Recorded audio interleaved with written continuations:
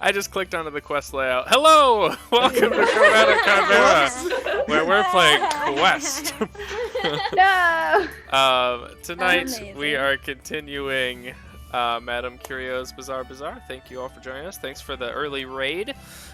We are on episode 2, so it's a great time for y'all to join us. Last episode, the cast met each other in a very strange bazaar, and Madame Curio sent them along their way to dispose of all the cursed items in her shop and fulfill the quests of the ones that were left behind from the storm. So we had a travel montage where the party got to know each other and some strange conversations were had.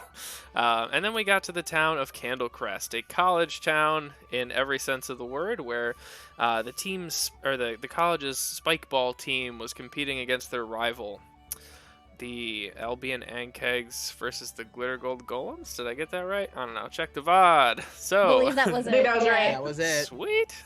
Go on, Kegs, please. So yeah, the party had taken the brooch they were tasked to return to the headmistress, and they had given her the brooch, and the brooch had shown them that something fishy was going to go down at the spike ball game. So Lorien and Torg infiltrated the spike ball team and became honorary members when they saw something going on under the bleachers, and they sprinted over to help. At the same time, Yvette, Amara, and the Red Sword were at a frat party, questioning all of the frat boys about what their professor had been up to, and it seems that he has been on a few expeditions off campus lately. They then met the professor in question. Renato is his name, Professor Renato. A very tall human man, slicked back, black hair, kind of a greasy-looking guy. And Yvette tried to have a nice drink with him before she started crying, and he was scared off on purpose.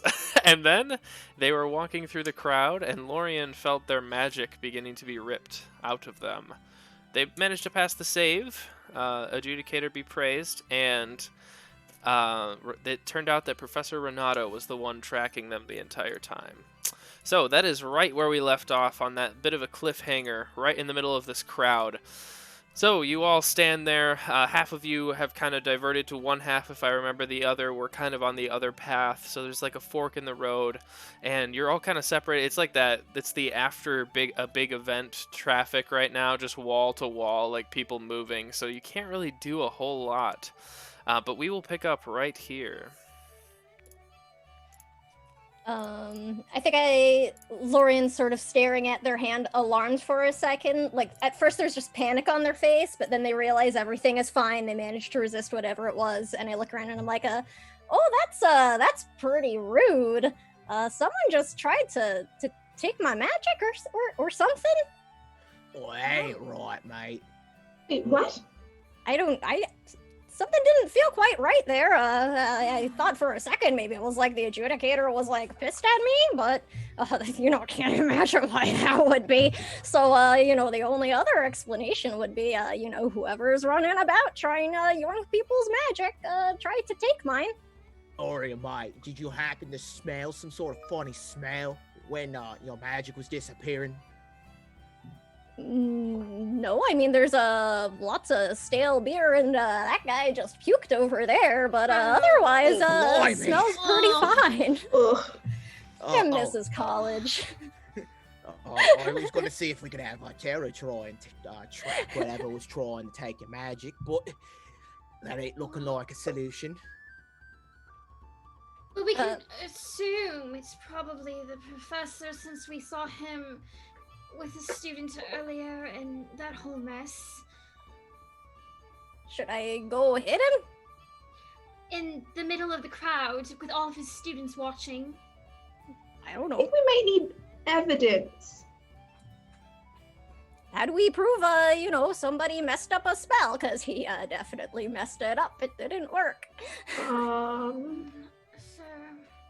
Right, Tara, I want you to track that person right there. I want you to keep your nose to the ground. And Tara's just kind of looking up like, huh? And then when you're done, find us. Make sure he doesn't get out of your sense of smell, mate. You got Terra, you're the best boy ever. And Terra's little like stump of a tail is wagging happily, kind of like his little butt has to like make his do the wagging for him. No. And That's really cute. Torg bends down, pats Terror all over the head, and he's like, "All right, go get him." And Terror kind of like runs off into the crowd, and people are like, "Oh my God, look at this cute dog!" And they're kind of like getting out of the way because there's just this bulldog running around on his own. Yeah, so you watch as Terror like bounds off down the street, like backs downstream, and you watch as you can kind of see over the top as a lot of you are like decently tall, and you Actually, look I over. think we're mostly short. Aren't Well, we? okay, one of you is decently Yeah, tall. I think it was only Yeah, it was Only only Yvette. I remember that conversation that someone was really tall and then everyone else was not. So that's all I remembered. So Yvette, I you am very tall. you've been keeping your eyes on Renato since he fled your conversation, and you kind of see him trying to slink down a back street, and you see like he's about to get out of the big crowd, like he's pushing his way through, and then all of a sudden you watch as this like it's like another stream of people starts merging in, and at the front you see this large Yeti man. he's wearing a beer, like one of those beer can hats, and he's just chanting "Toga, Toga." Oh god. And so they kind of push Renato back into the mainstream, and there's your Boolin. There's your Boolin save for last session when you rolled the positive relationship with him, or negative, I don't remember. But so, Lorian, anyways, I'm pretty he is sure has a still in negative the stream. Yeah, relationship Yeah, with it was you, right? Lorian. that's fine. Yeah, either If way. I recognize him at all, I'm just like disapproving glare. No comment, just ugh. You just see him kind of like shoving Renato back in, like not meaning to. He's just like in the party. There's the right He lad who would. knows how to party. So would you like Terror to like apprehend Renato, or No, just keep tracking him, just so we don't lose him. In case, like, Torg isn't tall like Yvette is. Torg can't see over anyone, being the dwarf he is. Mhm. So, like, Terror's kind of being his eyes and sense of smell, keeping an eye on Renato Mhm. for him, and also in case we do end up losing him in this crowd of drunk college kids, Terror will be able to maintain a scent and a tracking, be able to maintain tracking him. Sounds good. Okay, so you don't really apprehend him, you don't make a big scene, but Terror is right on Renato's heels. As you kind of, the traffic seems to die down a little bit, you kind of can move about without feeling claustrophobic again. What would you all like to do as you kind of pull over into like a little side alley for a second? Do we still want to try to make our way to the headmaster, or I can think it still would be hit a- him? I think maybe we should talk to the headmaster. This is alright. So I've been thinking about this, right? Here's the thing. We've been here about a couple hours. We put it together that every single student who was on the list, who have been affected, who are in the same class as him, either the headmaster is in on this, or how much use are they going to be if we figured this out far before them? Well, I mean, it was our job, kind of. Right. But I'm just saying, if it was as easy as looking on the student list. But I mean, the headmaster might be able to give us access to his office, access to his files, and the records of where he's been, when, and who's been with him. I mean, it's worth a try. That's Could true. spend I'm just not sanction. sure I trust the headmaster. Why I just would want. Sorry, ahead. I think we had overheard at some point somebody mentioned like an expedition. Mhm. I just wanted to make sure I wasn't misremembering that. Yeah, well, he went on like a field trip with a bunch of students. Yeah, Okay, the so one of the was frat sanctioned by bros the told you school. that. Okay, Alright. it was sanctioned by Then the I'd say it should be pretty easy to figure out where it is things got weird at. If we could just figure out when a recent field trip happened with that professor, that should be pretty easy. Nerds love tracking shit. Or we should be able to, go down to wherever they rent out the carriages that take them to these little places. Perhaps they got a log. They got to log these things at the school, right? If it was it's a school trip, so there would be records. Or why don't we just break into the records department? We don't have to Or we talk could to nobody. ask. Well, I thought we were suspicious of everybody now.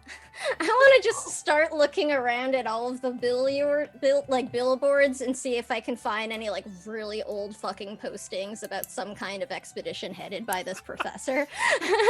Like stuff that's just been plastered over by like game day notifications or whatever. Yeah, you peel back a few of like the old like, you know, oh, the big games tonight. You peel back some of the game flyers, like 4, maybe 5, and you find one that says like join Professor Renato's archaeology class, multiple field trips a semester, and you see that like all of the little like stubs on the bottom you can rip off, none of them are ripped off. Classic. I'll pull the whole thing off the board and I'll just sort of like watch the others talk back and forth for a few moments before I'll be like, oh, maybe it's this thing, and I'll hold it up. I mean, that seems likely. But I mean, you know, we could still go to the library and look through archives or whatever if, like, that's what you want to do. On Exactly second where the thought. last field trip was, or does it just say that there was a bunch of field trips? Seems pretty likely all of the stuff started pretty recently, and this No. only had probably about a week's worth of bulletins over it. No, I agree, but I was just saying, because it says multiple field trips, does it say which the last one was, or does it just say there's a bunch of field trips happening? Are their field trips still ongoing, or are the dates, like, past whatever today is on the flyer? Yeah, so it gives you a few dates, and one of them is past, one of them is yet to come. Okay. And excuse me, it doesn't tell you what the field trip is, just that they happened on that date. Okay. So one of them happened probably like 2 weeks ago.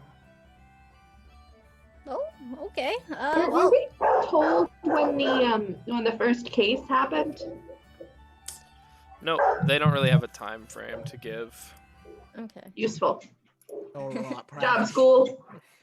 perhaps just we a should talk college. to this headmaster. And while I'm at it, and he pulls a bulletin thing off the board, I might ask about joining the old fishing club. Okay, if you know that's what you gotta do.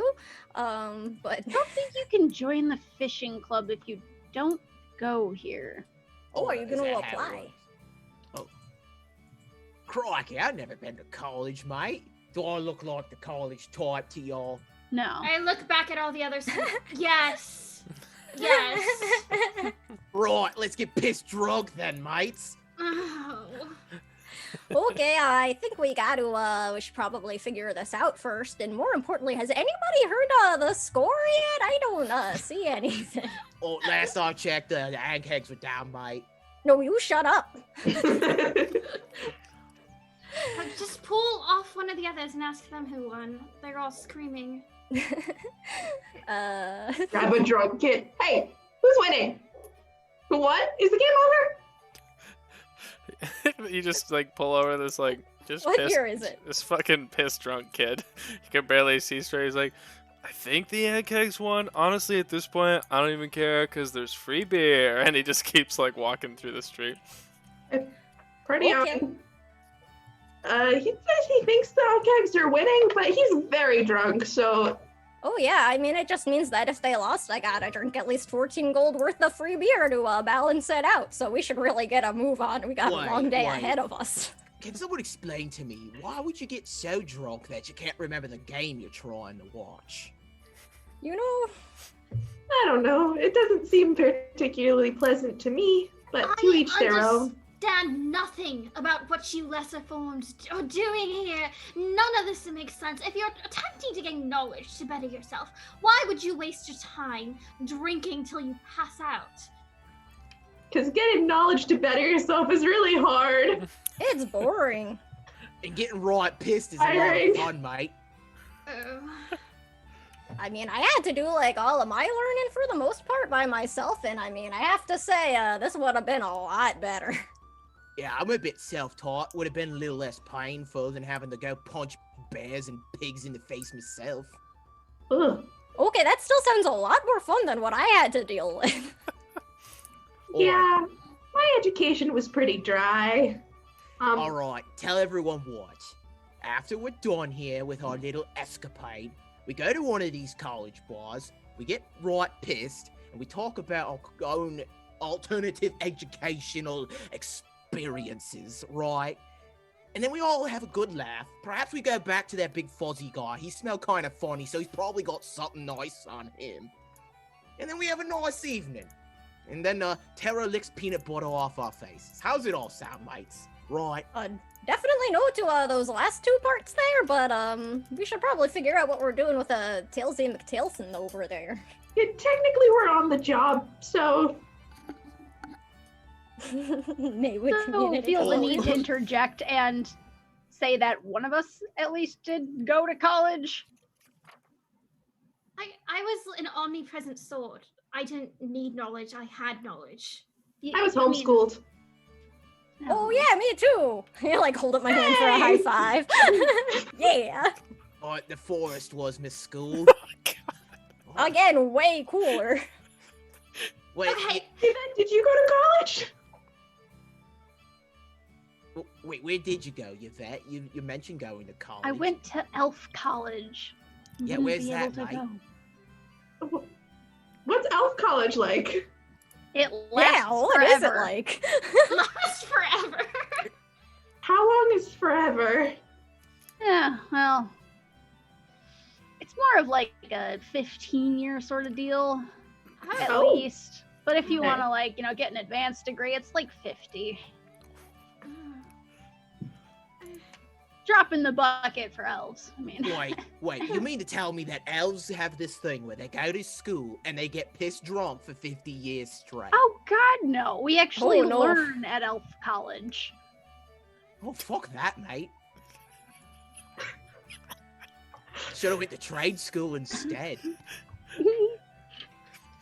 I understand so much more about why every single one of my wielders was the way they were from this conversation. Thank you.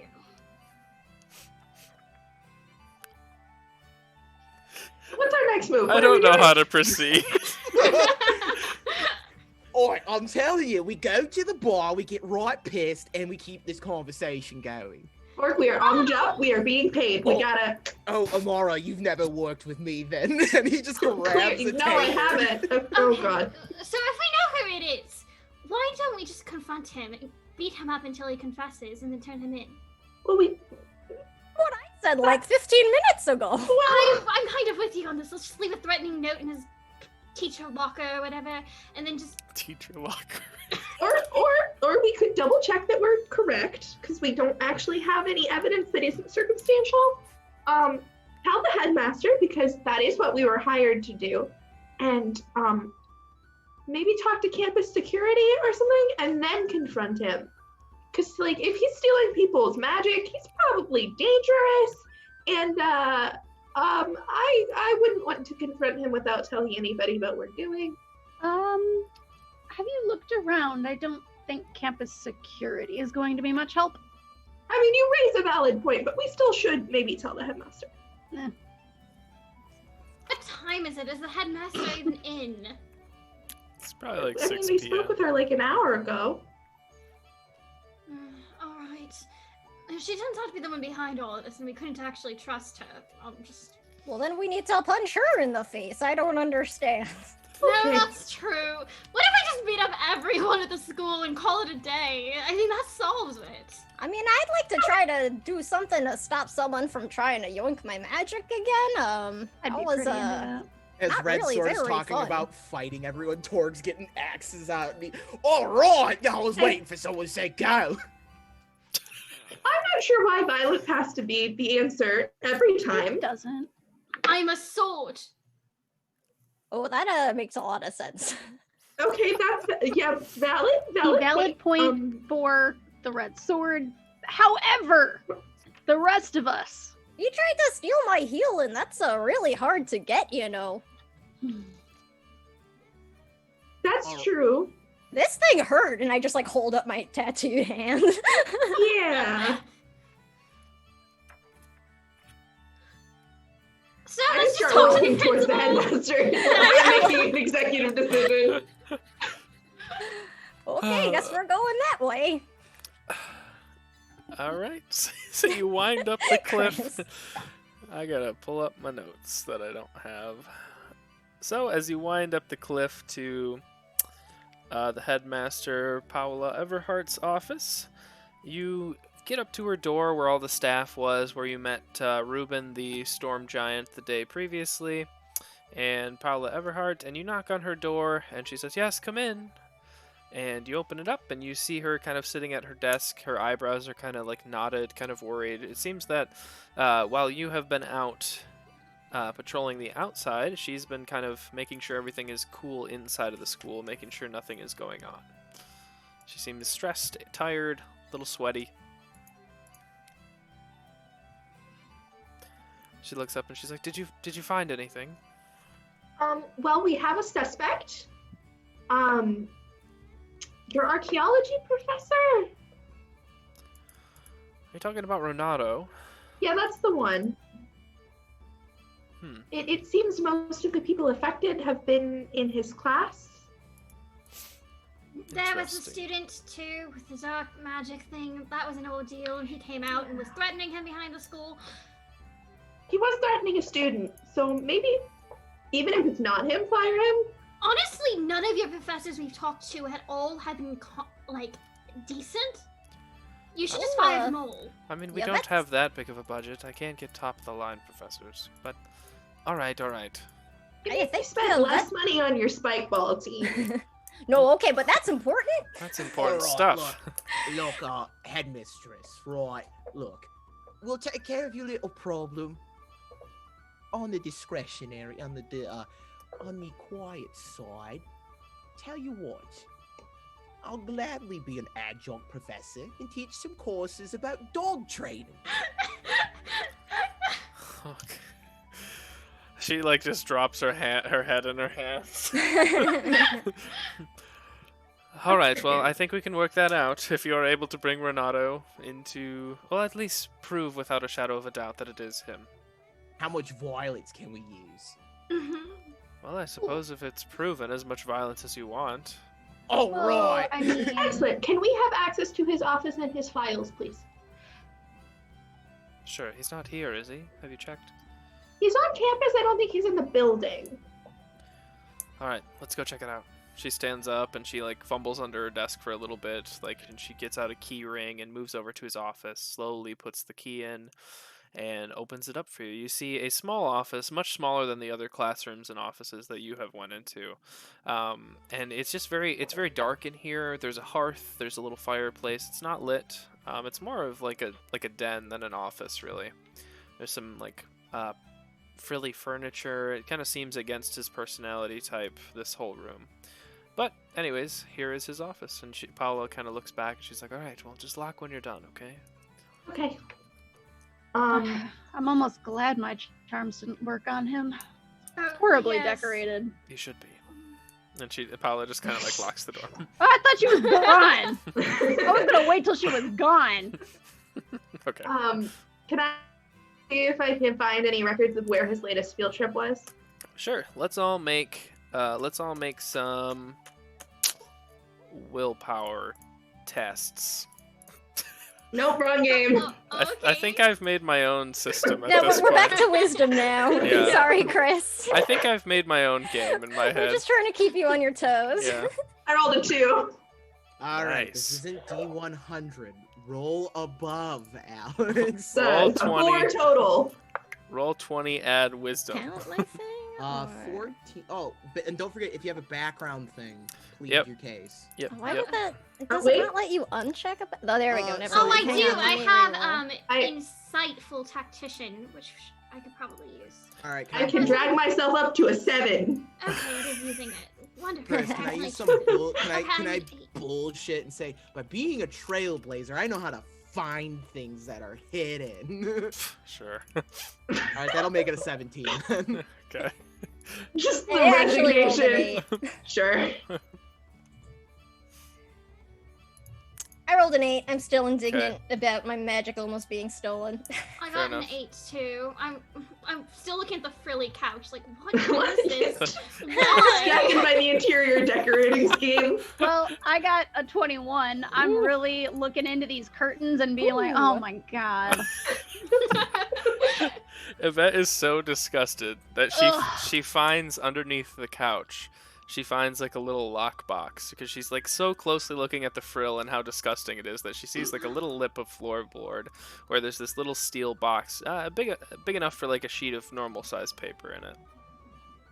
I think he's cleaned the upholstery, like ever. Oh god. Dust. Oh. I take In his the head. upholstery. At this point, he needs to change the upholstery. Anyway, look what I found. Oh. And I'll open the box. You open up like the steel box, you just kind of like pry off the lid slowly, and you find a few like manila envelope basically style of a few expeditions he's been on over the past like 10 years. It seems to be a little bit of a file folder. You look, and this is like an excerpt. You look over and you see a filing cabinet labeled expeditions as well. And it seems that these ones were picked out specifically, and he was kind of poring over these a little bit more than the other ones. Is anyone good at taking notes very quickly? 'Cause we probably shouldn't take these. Yeah, I probably can.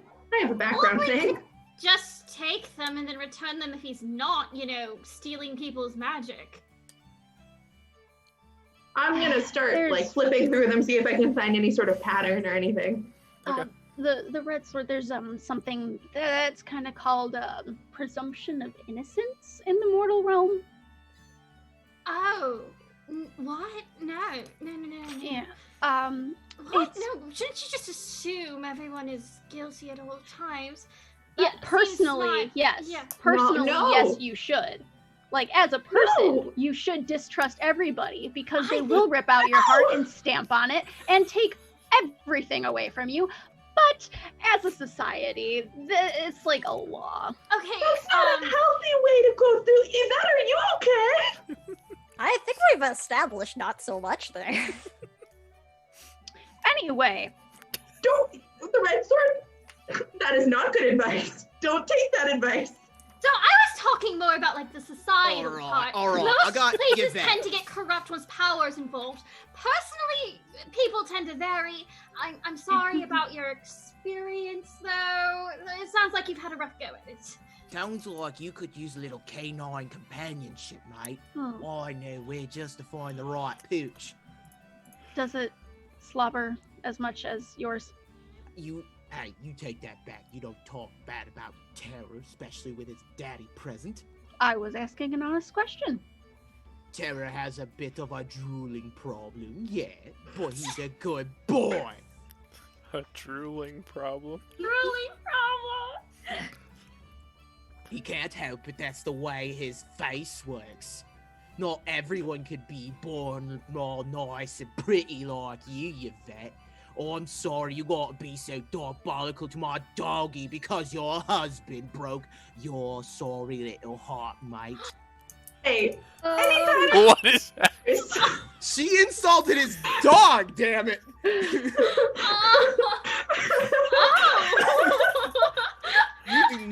You can say anything you want about Cord, but you cannot talk shit about Terror. that escalated so. That went from like a recent snark to just like an ultimate bird. It's just like, And Oh Tor my just God. walks out the room indignantly. Let's go beat the shit out of this professor, oh, are we actually doing something now? Okay. As Torg is saying all his shit, you start to see a big, like, a dark shadow just start to, like, so Yvette's shadow starts to get bigger and spread out across the room and get darker, just as he starts talking shit. Heard you were talking shit. Yeah, but it's different because I'm the one talking shit. No one's allowed to talk shit to me. Is there a pattern in the papers? Oh, right, the papers. All right. Yeah, so you start flipping through the papers, and you Just can, like slowly backing away from Yvette, like yeah, the shadow kind of I'm like surrounds the room. You cool. kind of go over to the window and get some light so you can read them. And all of the papers are from expeditions over the past 5-10 years that are all to the Underdark.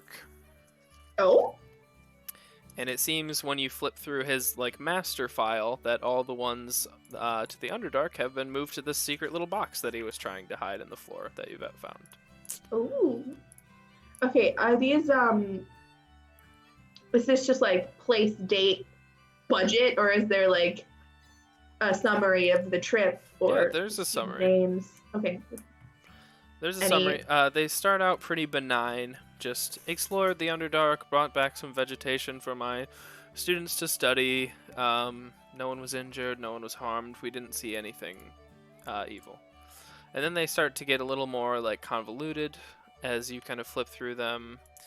And he said, felt as if something was watching us during this one, but nothing came of it. We are all safe and sound back home. And then you read like the final one, and it says something to the effect of, the artifact was able to be procured and brought back home. It is now in the lab to study. Found something. Guys, I think we should head for the lab. Oh, okay. All right. Sure. Let's go to the lab. What do you think might be there? These say something about an artifact from the Underdark? Oh, neat. Yeah, and concerning. Oh, yes. So as you are hearing this, Torg, you're out in the hallway, right? Yeah, I'm probably like probably smoking a pipe, drinking a Okay. beer, waiting for Terror to come back. Okay. You do see Terror at this point bound ahead of you, or up to you, and kind of sit at your feet, and he like bites your pant leg and like just like nudges you towards the door. Oi, what is it, boy? What is it? What we got? Look, show me a way. And so you start like going like the way he came from, and he starts like pulling you back, and then he like goes and hides behind like a little couch. Oi, Terror, it's all right. Daddy's here. No, I ain't gonna hurt you. And Yvette didn't mean all that mean shite she said about you. And he kind of peeks out, and at this point you hear like heavy like shoes, like boots, kind of like falling on the stone floor, like coming towards you around the bend of the hallway. I'll like take my hat off, make it look like I'm like all innocent and whatnot. Hide a hand axe behind my hat. And around the corner you see Professor Renato walking down the hallway, strolling confidently. Good eye, mate. Hello. Is there a reason you are right in front of my office? Oi, I was just, funny thing, your field trips, and I'm gonna like lean back to my friends and be like, get the fuck out of here. I was interested in them field trips you were going on. All right, are you a student? I don't recognize you. You've never taken my classes before. Adjunct professor, actually. Headmistress just took me on. I'm the dog trainer professor for the dog training class that we're going to be taking on here. Here's my dog, Terror. Come on out, Terror. Terror comes out. He Oh, looks. isn't that a good boy? Now watch this. And I'm going to, like, do a bunch of tricks to buy time so my friends can escape. He like very politely watches like the first three, and as you go into the next like clue or the next trick, he's like, "All right, this has been great. What are the rest of you doing during this?" So I have a racial power called High Blood Teleport that says once per battle as a move action, place yourself in a nearby location you can see. Can I use that outside of battle to just like boot myself outside the door? Technically no, but I'll let it go. Okay. You can still do it though. What I'm saying, like technically you can't, but I'm fine with it if you're gonna use it in a cool way. So what would you like to do with it? I just want to boop out of the room so I don't have to sneak out. That's all. Oh, like okay, I get you. Yeah, so you just You're just Just like, you know, boop out behind him so he doesn't see that the weird lady that was crying at him was searching. yeah. So you just like nonchalantly like emerge from a wall behind him and just kind of like walk around the corner while Torg is showing him doggy tricks. And I'll like Yep. kind of jump a little bit when I see Yvette walk out of the wall, and I'll be like, ah! I mean, good boy, He starts Tara. to like turn around. Oh no, Tara, and go up, and like I'm gonna like signal to Tara to like go up and start like like jumping on his leg to get it like make sure he doesn't turn around. Yeah, I mean, Tara runs up and just like jumps on his leg, and he's like, "Oh, I'd prefer if you didn't touch me, actually." And he just kind of. Oh, sorry. I haven't got them fixed yet, mate. Come on, Tara. Is the window open? Yeah. Is the window? Yeah. Just, Bye! Out the Yeah. window. Yeah, Okay. I'm with her. Okay, What floor are we on? the third floor. It's okay, I can climb. Floor. It's always the third floor. It's fine. I'm sure I have some kind of rope. Well, it'll be It's an fine. old building. We'll figure it out. Let's just. So you're just sitting on the sill. I'm like, yeah, just dangling from her fingers. Like, Okay, so the two of you are dangling. Lorian, what would you like to do? I think I'm just sort of like watching everybody do this. Like, okay, oh, I put then. the files back. I'm also a high elf, so I actually do have the teleport thing too, but I don't want to cheese it outside of like too much. Out of like the battle use. Sure. So I'll just is he like in front of the door, or is it like I could try to like sneak out in my half plate? I don't know. Torg, are you like maneuvering him away from the front door, or what are you I'm doing? trying my goddamn best. All right, make a charisma check, and you can add Tara's bonus too, Yes. if he has one. I don't know if he has. I have one, but I have a background called Oh. I'm dog whisperer, dog Okay. trainer. Nice. So take I that will- instead. Yeah. all right, so can I add my charisma? Okay. Oh well, it doesn't matter. My charisma bonus is 0. 'cause I Okay, don't- so just add your background points. Sweet. Oh, that's a 22. Ooh. Nat 19. That's a 22. Okay, so you are maneuvering him away when you tell Terror like non-verbally to jump on his leg. He Terror. kind of like pushes back a little bit, and he's like against the other door. He doesn't seem to like dogs very much. So he is now like maneuvered with his back towards his office, Lori, and you kind of see this like little gap. If you would like to try to plate mail sneak out. Sure. I don't think I mechanically have like a thing against it. Yeah, that's Like- fine. Go ahead and give me a dex roll then. Any background stuff too. Yeah, I'm probably experienced in trying to sneak around doing shit.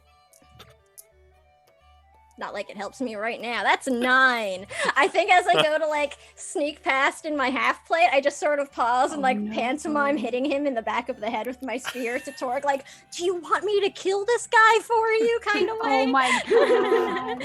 But I'm like clanking the whole time. He only rolled a 10, but he does turn around and he's like, "Oh, and Professor, whatever, is this your friend who was in my office?" Oh, Lorian's one of my students, mate.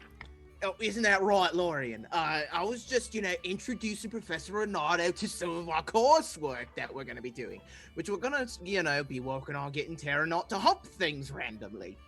Oh yeah, that would be greatly appreciated, Professor. All right. Well, anyway, Lorian, I like I'm a student in full half plate with a weapon I'm gonna lick. that this tiptoe guy up to the- already saw earlier.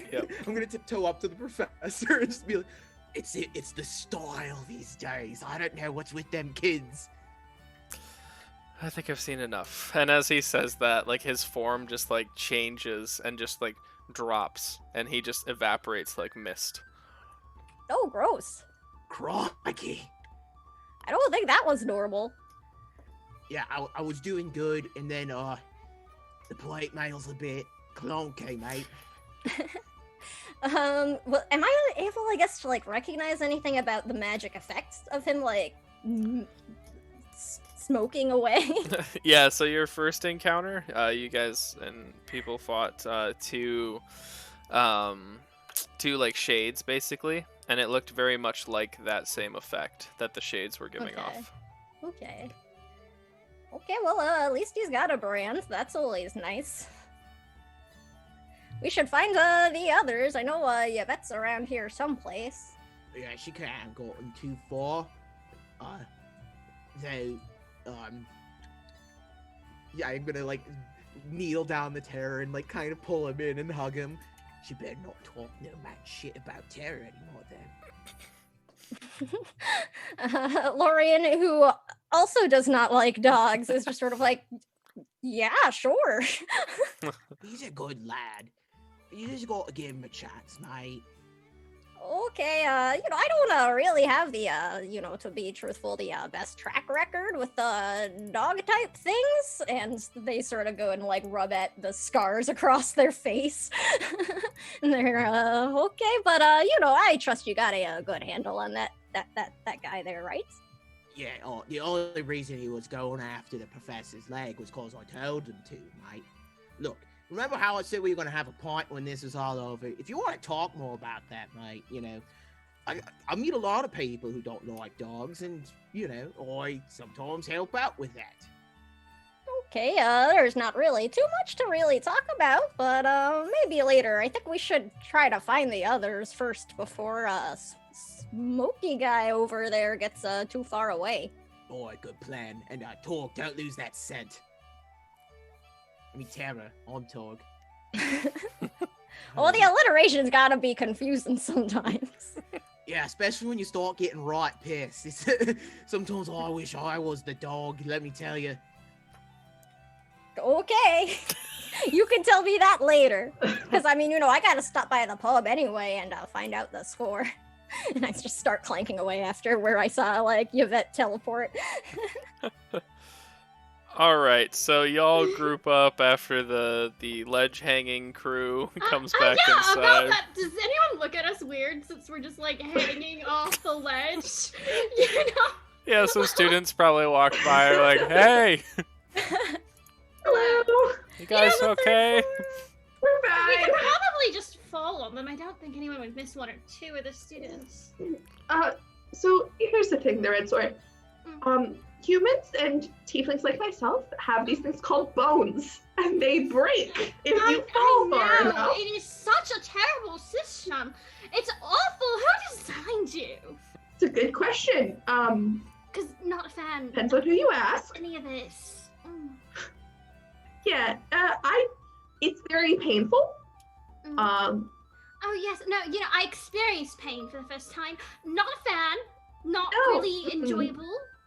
I see why you little worms tend to be such babies about it. Oh, sorry, did I offend you? Oh, because you're getting that expression of, oh no, oh, my feelings are hurt, oh. My wielders had that expression a lot, but really, I'm just being direct so I can help you improve, just like I was trying to help them improve. It has nothing to do about disliking you or thinking you're obnoxious personally. It has to do with your whole entire existence as a whole. Okay, a couple tips, real quick.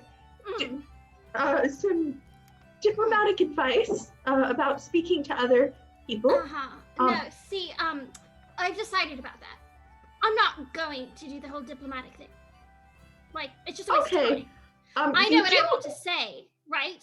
And I'm going to say it. And if you choose to get offended on it, well, You do risk conversation's over faster. you do run the risk of being punched, stabbed, or murdered if you do that. If you take your life in your own hands. If you wish to do that, that's fine. Okay. It might get you killed. Am I? Oh, really? You're telling me your feelings are so fragile you murder people over words? Well, not me personally, but there are some people out there who take slights against their personhood or their honor quite seriously. And can we have this conversation not dangling from a window?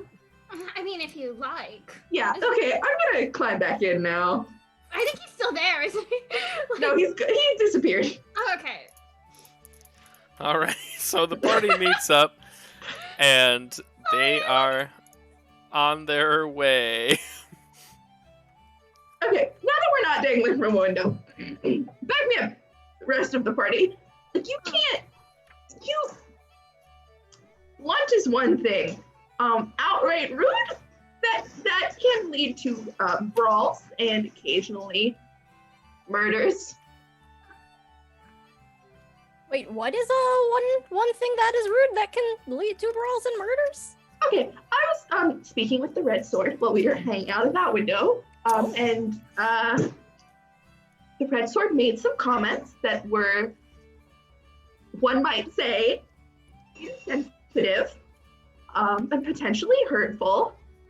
I said about your whole existence, not you personally.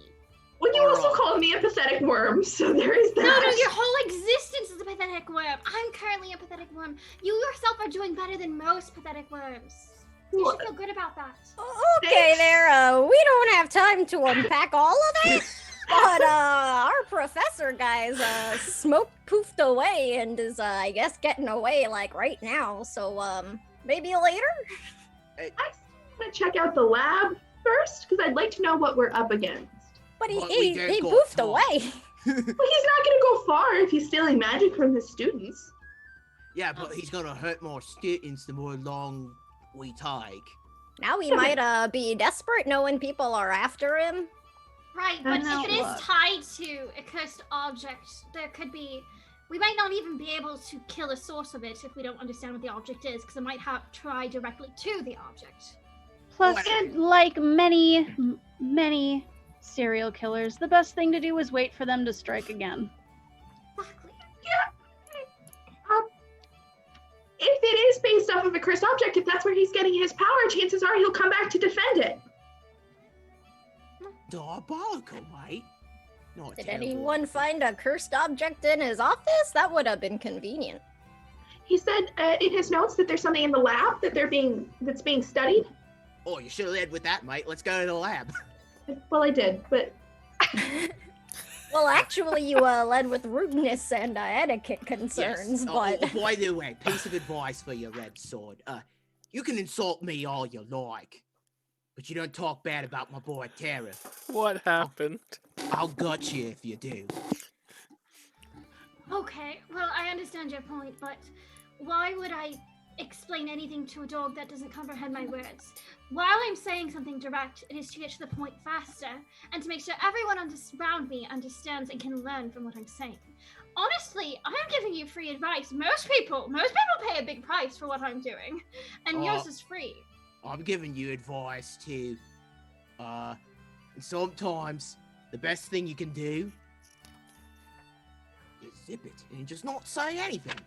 Even if you have this dying desire to tell someone, hey, I think you're a right cockney bastard, you can't just go up to them and say that unless you want to get a nice imprint in your face. This is very strange. I will consider, since multiple No. people have told me that apparently direct confrontation is unsettling for your kind and painful. I will work on it so that way my words will be straight to the point, direct, and less hurtful for your meaningless existence to not cause more harm. How is that? okay, how about I start a list of phrases you should probably not say directed to other sentient beings, starting with pathetic existence. And I will be the one to tell you who it is okay to say that to, because there are certain people who deserve it. That's true, actually, yeah. Yeah, like your vet for talking mad shit about my dog. Maybe we should move on. So trying there's usually a to... lot of conflict and drama going on, and honestly, that's not helping us get to the point. The point matters the most. We need to go to the lab. We can discuss our problems with each other at a later date. Feel free to Alright. schedule it in. Alright, seat yourself, and I'm gonna walk away spinning my hand axe on, like, there's like a leather strap that I use to kind of, like, put it on the belt. Oi, but Yvette can still use a good insult once in a while. And I'm just saying that as I'm walking Why away, would I spinning insult the air. Yvette out of all boy, of you? man. She's the most easiest to get along, and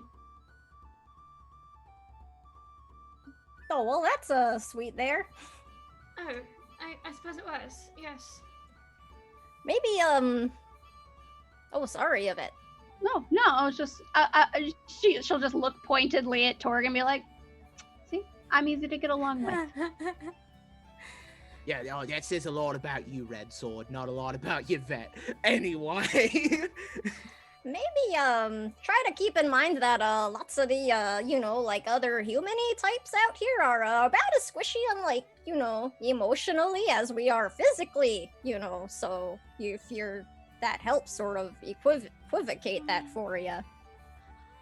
No, okay, yes, that's true. It's true that there was a training period with most of my wielders where they cried a lot. I understand now. Right, people cry a lot. No, they do cry a lot, and they took so much offense to what I was saying, and I was just trying to help them.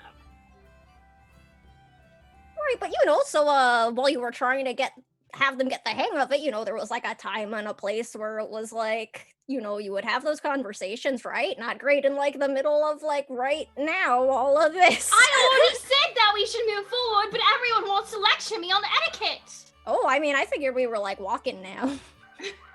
Walk and talk, walk and talk. Yeah. I can talk and clank at the same time. It helps. So you walk down to the laboratory, and you see that the door is open, and it has been recently opened. And you see several hard footprints in the dust in the floor, and you recognize the boots that Renato has been wearing, and he is long gone. As you are pull having out this my argument. bow. He's been here and left again from the footprints. Yes. Start following the footprints. Okay. Tori, this is your area, right? Lead the way. All right, I lead the way. Okay, you follow the footprints outside. You see in the dirt and the road, the stones are kind of overturned, and you're pretty good at following him. So if you want to make a wisdom check and apply any bonuses from your background that start like tracking, anything like that. Oh, will do. Yes, I can probably do insightful suspicion. 27, my guy. Oh wow. All right, we're Why good. did the rest of us try? All right. Sorry, y'all. So, This is like my 27. thing. I didn't roll. You find at one point that you stop finding Renato's footprints individually, and you start to see like dozens of them. But with your keen eye and with Terror's help, the two of you can discern the direction that he went. It's kind of like a six-way intersection at one point. There's like a bunch that's like a town square, a bunch of different like back alleys. And you pretty positive you found the right one with Terror's help, and the two of you kind of bound down the hallway, kind of not really waiting for the rest, as you're used to being kind of the two of you. Yep. And so the rest of you just kind of get the hint to follow. And before we bound down the hall, I'll flip him a piece of jerky and be like, "That's a good lad, Terror." He catches it like mid-stride, like a little jump, and he just keeps running.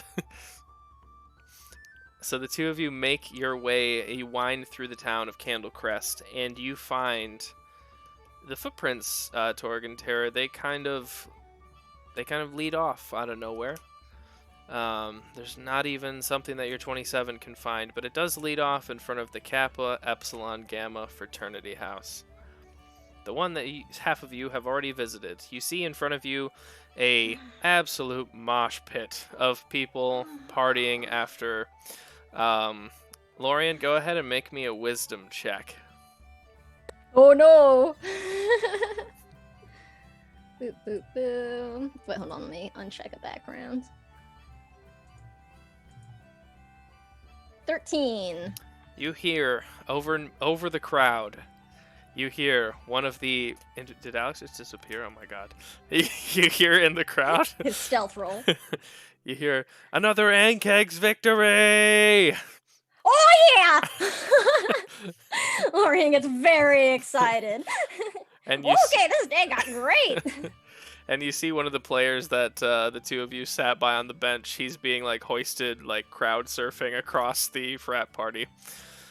So you can infer that Renato, if he's not inside, he's honestly around. He's obviously around here. So you can begin searching if you'd like. But we're gonna take a break right now, real quick, and come back. Thanks for hanging with us, I guess. All right. You're Thank on you, back. and we're sorry. Yeah. Oh, But we're sorry. not. Please be nice to each other. It's important. I'd like to apologize to our sponsors first, but that's it. And we'll see you soon. I'm so sorry.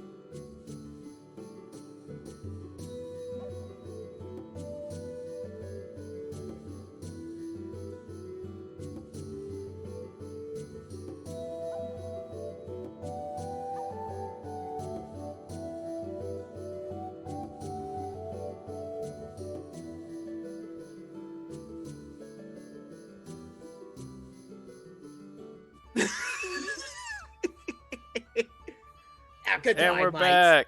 Welcome, everyone. Hello. I don't know what's happening. I don't think any of us But really do anymore. all- Yeah, we don't either. We're all here together. That's all that matters. Aw.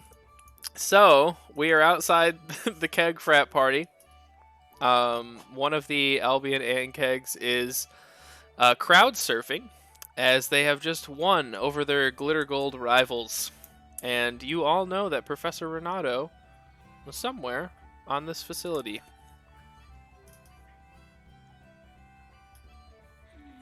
I think Lorian is very just distracted, being super happy that they actually won a bet for a change. I'd like to try and get on the roof of the frat house. Nice. Nice. You get on the roof of the frat house. I don't know what to say. Yeah. You did it. You get up there and there's a few kids drinking on the roof, I throwing mean, their it's cans. clearly not that hard. No. Yeah. Yeah. You get up, there's a few kids like, hey, Hey. cool. And they just go back to drinking. Yeah, I'm searching the crowd for Renato. Okay, make a wisdom check. Cinco, stop. Okay, not bad.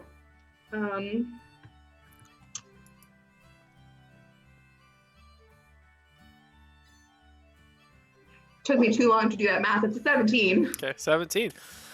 So you don't see Renato, and I don't see my phone with all my notes on it. So go ahead and role play in between you as I find my cell phone. I'll look down and be like, I don't know. I don't see him. There's so many people. Is she waving for help or? Oh no! Oh, the drunk one is cutting her off a bit. Oh, I can't see anymore. Okay. Maybe I should go back to the bar that we were in earlier and make sure he didn't go back there or something. What? This is the No. place where Lorian placed their bet. No, I don't think he would be in there. It's Oh, clearly are over you here. sure? I mean, it's possible. We don't know. Do you have another reason for wanting to go back to the bar? Oh, well, I mean, I gotta check to see if he's there. But if I were to go back that way, I got some business there with the barkeep. You can handle that after. Let's just prioritize what we're doing right now. Oh god. Oh, someone else puking over there in the corner.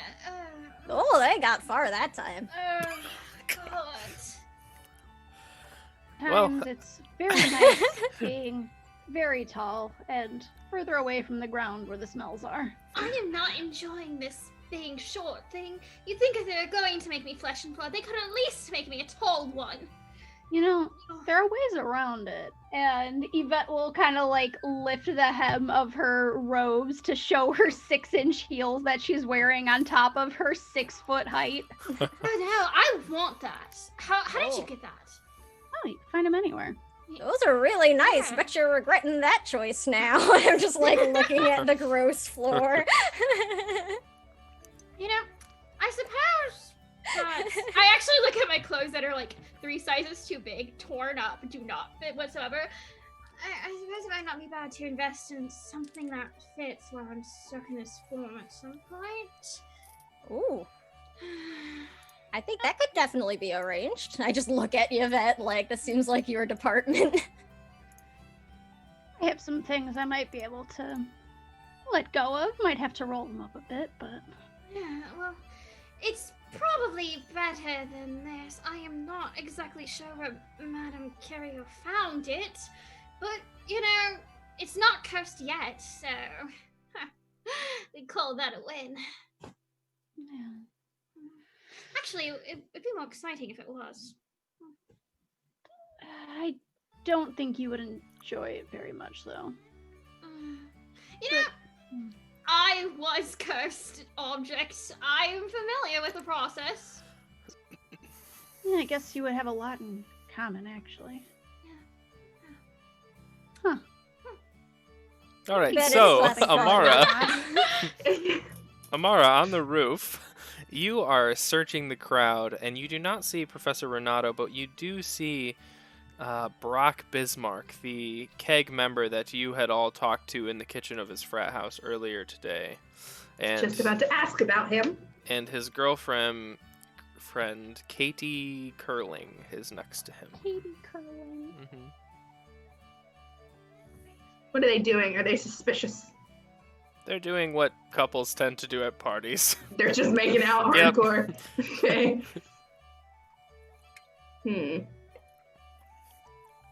I'm gonna keep an eye on them because I feel like the professor might come looking for them. Okay. They make out for a while. Eventually they do, like, Renato doesn't come get them, but they do, like, just suddenly stop, and they do start moving towards, like, the porch going inside. So it could be one thing, could be another thing, you never Yeah. know. They could be going upstairs, Yeah. or they could be doing something awful. Exactly. Who knows? Stealing magic. Who knows? Okay. Well. Yvette will like kind of. Were you just doing this openly, Amara? Just like staring at them? Like not like laser focused. I'd be like, check the crowd and glance over at them. And Oh, okay. Because it kind of sounded like you were just standing there. No.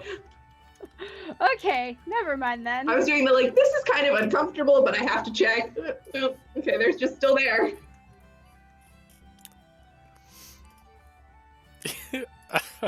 Yeah, so they're inside. I kind of feel like I should follow them, but I also don't want to like interrupt their good time, you know? Never know with $B. It's canon! You can't take it back now, Chris. His ancestor! B gold coins. Oh my god. All right, so That the party. was his mythos. This $B is his mythos. Party rages on to everyone. Torg is grabbing a pint here and there, grabbing whatever the equivalent of a red Solo cup is in this place. A brown tankard. Yes. Okay. And I'm just gonna kind of like walk through the party. Oi, see a shadowy figure? Hey, you seen a right ugly looking flighty? Just walking around. Oi, you see a professor anywhere? No professors allowed, man. Party on. Party on, Wayne. I just keep walking. Wait, aren't you that new adjunct? And you just kind of like sneak away through the crowd. Yeah, I'm just, I'm gonna see if Terror can pick up a scent. Okay. I know, I'm gonna just keep leaning on my my puppy companion here. I'll say that since he rolled really well earlier, we can just keep that. Sure. And eventually, as Brock and Katie do start moving towards the porch, he does, like, Terror kind of, like, stands on end and kind of runs towards them a little. Oi, you mean those people that Amara's been peeping Tom to? He barks. Alright, friends, follow me this way. Terror's got this scent. Oh, no, I don't think we're close enough for that term yet. Be careful with your wording. Oh, apologies. Alright, dearest acquaintances, can we please get a move on? That'll do. Alright, fine, co-workers, let's go! Oh, I like that one. Blimey, you're just as choosy about word choice as the rest of us. Oh, I think the specific wording that means something. A friend is a term that talks about how close you are to one another. It's direct and to the point. Yes, It and calling means that I someone a have a pathetic sen- worm is an insult. You gotta get usually. away again. Oh, blimey! If I see them going inside, I'll come down and join them. Okay. You quickly and deftly scale off the roof as everybody else kind of meets up on the porch. You see BNGI, the Warforged frat president with the brass mohawk. It's like, hello, do you require admittance? Yes, please. Okay. Thank you. He opens the door and just like he's like bouncer at his own party. Amazing. And he I give him like lets finger guns. yeah, he lets you all in. He tries to do it back, and he's like, I do not have the fingers required. Thanks. So you're inside. The party is just as lively here. It is much louder. It is much more packed than it was earlier when they were just pre-gaming. Now it is full-fledged. We beat our rivals party. Oh Ooh. god, there's so many of them. Oh, Yeah, I this is I pretty start great. like forging my way through the party. Like, excuse me, it just. And as we're about to walk in, I'll slap that gold piece into Lorian's hands. I believe I owe you this. I lost a bet. Fair's fair, right? Oh, that works great for me. Anytime you want to do another friendly wager, I mean, I'll be around. You want to do another one? All right. What we talking? Oh, I don't know. I bet you I can find the professor before you can. All right, you're on. What we betting though, mate? Oh, I don't know. You got something interesting in mind? Well, I don't know that, I liked that it. voice. All right, tell you what. I was like taking a breath. Whoever loses the bet, whoever finds the professor last, has to tell their story of their education first when we go have a pint later. How does that sound? Okay, first for story time? That sounds reasonable. That's yeah. simple. I was omnipresent. I didn't need education. Oh, look, I win. So, do you want in on this bet too? Oh yeah, you want in too? No, I'm just. Oh, God. Let's just move forward. I'm sorry. I'm sorry. The Red Czar is sorry. One ever asked. Alright, now that there's a wager on the table, Lorien is far more actively looking for this guy. All right. There seems to be you see Brock and Katie going downstairs, and you see that the it's roped off. It's roped off, and there's a gentleman standing there who seems to be bouncer again for the downstairs area of the party.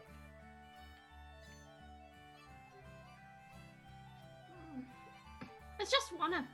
We could probably just pull him aside and knock him against the wall. I mean, we might just be able to get down there. I just walk with confidence. He holds out an arm and he's like, whoa there. Are you all kegs? I've never seen you around before. I might only be a pledge, but I know all of them. Well, clearly you don't. All right, then who are you? My name's Amara. All right, my name's Turner. I hate Can him we already. go, please? No, you can't. Oh, really? Excuse You're a me. pledge, aren't you? You're Yeah. going to actually speak to that, to someone who's of a higher status of you. I was told to ask for identification, and I don't see any you present. were told to ask for identification. Who's your big? Poor little dear. No, I'm only pledging yet. I don't have a big. So you really know nothing then, and you think you're going to tell us what to do? Really? Really? Sorry, can't let anyone in. Specific orders, unless you've got a badge. No, I mean, were those orders from our good friend Benji over there? Because that's either who let us in. Well, get him to come over and let you through, and I'll be good with it. I look at the others and I just go, I'm like already miming away. If I get an okay, I will punch this frat kid in the face. This rat kid. I give you an okay immediately. yeah, I'm like, All right, make an attack roll. Lion. Just basic melee, I think, right? Yep, go for it. Just pop this guy. Just gonna.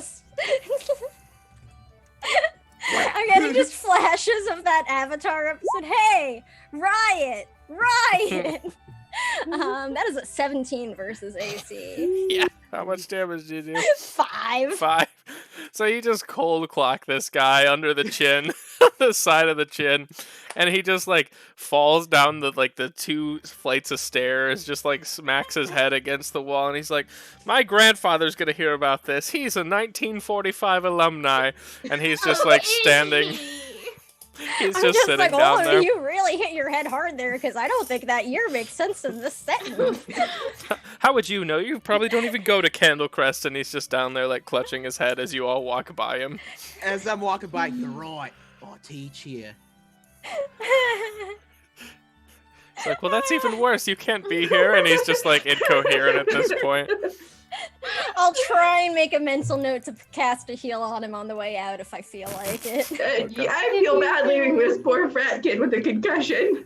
Poor I Turtle. mean, he was gonna do Like, about. a little bad. I mean, he was gonna do about the same amount of damage and drinking anyway, so I think it about equals out. Yeah, the amount of brain cells lost is about even in my experience. I can't get through Option this. to go peacefully, and he didn't, so. You know, sometimes you get a lot more flies with honey than beating them up. Why do I want more of him? I don't even want that one. No, I'm just saying that could have been a lot easier. We'll Well, we again. tried bluffing and it didn't work, so. Yeah, but did you try charm? Wait, what's that, mate? What's that word? I don't know what that one means. Valid Explain that point. bit more. Yeah, never mind. Alright, down into the basement we go. Okay. So you walk down the 2 flight of stairs, and again, this is a rickety old frat house. Hasn't been cleaned, hasn't been dusted in maybe a generation. And you make your way downstairs, and you see this nice little it's just like a nice little living room. There's a few like posters, like Ankeg posters and like banners up. And it's just this nice little area with a bunch of leather couches. On one of the couches, you do see like a hunched over figure in a black robe. Oh. That's not suspicious. Yeah. That's what you see. Are they the only person in here? Yep, there's like 3 other doors behind them, on the wall behind them. Now, Do I they like know lean you? over, try and look under the hood, like. Wait, what was that, Abby? now I will show you how charm is done. Oh, I'm very interested to see. So, yeah, that's just gonna like saunter up to this cloaked figure. Okay. Because that's a good idea. Yes. Hello there. You get no response. Pardon me. I have a bit of a question for you. At this point, the cloaked individual kind of like slumps onto the floor from the couch, Okay. and you All roll right, over never it, mind. and you see the pale white face of Professor Renato, Okay, so that didn't work and he's dead. very So- dead. So, How did he die? I don't Oh, that know. doesn't Am look- I a mortician? Hold on. God, how did he die? I just sort of clank forward. I'm like, let me poke around a bit. Can I take a look and see what I can tell? Sure, Yes, make a please. wisdom check. I have a background in like healing medicine stuff, so shit, I'm rolling like crap tonight though. That is only a 7. Can I Um, try? Yeah, sure. What is this, wisdom? Should have blessed myself first. Hey, excellent roll. 23. 23. Okay, so Lorian, you're not quite sure. It's pretty dark in here. You've had a long day. You're still riding the high of winning some cash. I'm Um, trying to pretend my hand doesn't hurt from punching that kid. um, you do notice, though, before we get to Amara, that the adjudicator is going to intervene here. And you hear this voice that you've only heard probably several times in your life.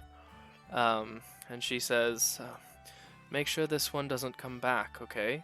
he has the capability to do so. And then Amara, you walk over, and while Lorian is having this like out of body experience, you walk over and you see like a big ass like wound through his heart, like the center of his chest. So it's like impossible Lorian missed this, but somehow they did. And it's just like it's really gross. It's like ichory and nasty. Ew.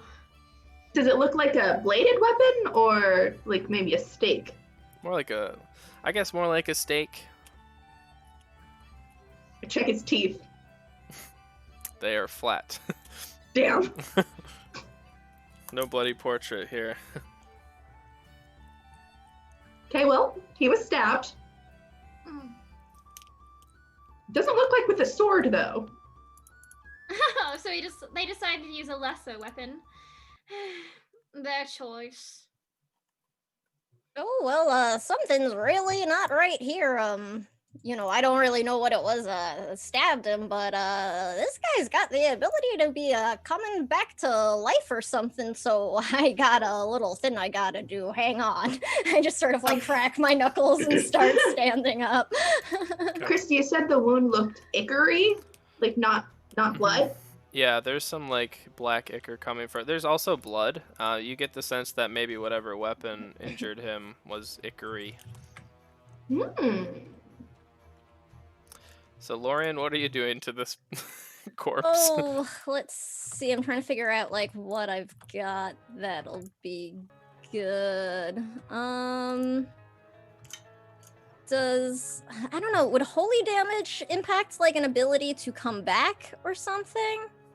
Or can I roll to see if Lorian would know the best way to go about preventing this?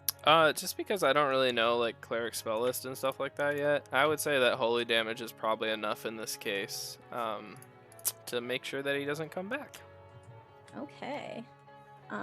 Then I'm just gonna sort of take my spear and like jam it. I'll just be like, oh, you may want to stand back. This could get messy because I have the anti-undead domain. So every attack I make does holy damage, which means that punch I did to that kid was technically holy damage. Get if he's smoked, a ghost, Turner. you gotta tell me, Chris. The adjudicator compels you. Pretty much. No, he's yeah. just an asshole. He's just an asshole. Yep. All right, that stands. So I take my spear, which has like this ornate sort of winged pattern, like under the base of the blade that mirrors like the wings around the adjudicator's sword, and I'm just gonna like do a huge slice to like hack the head off with a like holy attack swipe. His head lolls to the ground across the wooden floor of the frat house. And then for good measure, I'll just javelin of faith the head so that there's, nothing. Oh, it's just a gross scene in the basement of the frat house. Not probably the grossest one, but... But Lorian is, like, super matter-of-fact, just like, yep, okay. I'm, like, wearing all white, splattered right now. Oh, so you're The just red sword dragon is like agent. sitting behind you going, oh, that technique, okay. Now just move your elbow a little bit more. Like, it doesn't bother her at all. Instead, she's like instructing you on how to get the cleanest hit. Amara has a moment of, I feel like I should be more bothered by this than I am, but like, this is fine. Torg's just sitting there drinking I feel like I've his seen beer. worse. Party isn't okay, guys. Oh, good one, mate. Hey, I warned you it would be messy first, at least. So there's 3 doors behind the now decapitated deceased Professor Renato. 2 of them prove to just be bedrooms, and one of them leads into an even further basement. Down we go. Or at least down I go. Everyone else can follow me if they want. No, that makes sense. At least now we know this guy can't be following behind us. That's true. That is reassuring. Mm-hmm. No, you did well there. I liked your stance. Oh, well, thank you. I appreciate that. Been a little while, actually. Feeling a bit rusty, so, just as well. It was, you could use your elbow a bit more. But that being said, I have seen many stances before, and you clearly have had plenty of training. You've done well. Oh, well, thank you. Lorraine looks genuinely touched that they were told they did well. I guess it's a step up from a pathetic maggot, but we've also got a Oh, I've never called you a maggot. toasty I said a pathetic worm. maggot worm. Actually, they're not the same thing. That's a I'd be big difference. I'd be doing more field work, a very large disservice if I. Anyway, we got a bad guy to go catch. We can save compliments for the points. Remember the points? Oh, and I'm gonna just wait. Remembering the bet, I'm just gonna sprint towards. Oh, wait for me! I'm like, oh, I came in the room first. Wait, you guys, it was the professor. The bet's over. I know that's why I'm Technically, your saying I bet came in the won. She room found him first. first. She's the one who looked at his good. Haha. Yeah, it was very gross. Yes. I'm sure your charm thing would have worked on someone who wasn't already dead. Yeah, it usually helps when they're alive. I find the fact that there's blood pumping through their veins typically helps. Yes, although it is unfortunate having blood pumping through your veins. It's quite an uncomfortable, tickling thing. I'm not a fan, not a fan. Ugh. Yeah, but when you do have blood rushing through your body, does things like makes you blush. Oh, does it? When? What occasion should I be worried about that? I'm trying to weigh if Yvette should try to make the red sword blush or if it just wouldn't work. You'll have to find out. I'm trying. Oh god, this is a hard decision. I guess we're gonna have to fucking try. Jeez, what do you do to make a sword blush? Don't know. I'm gonna go for You look sharp. no, I'm gonna go for those what's it called when you don't mean to do it but you do it automatically? Oh, Freudian slip? No, unintentional Involuntary responses. Pavlovian response. Yes, involuntary response. There we go.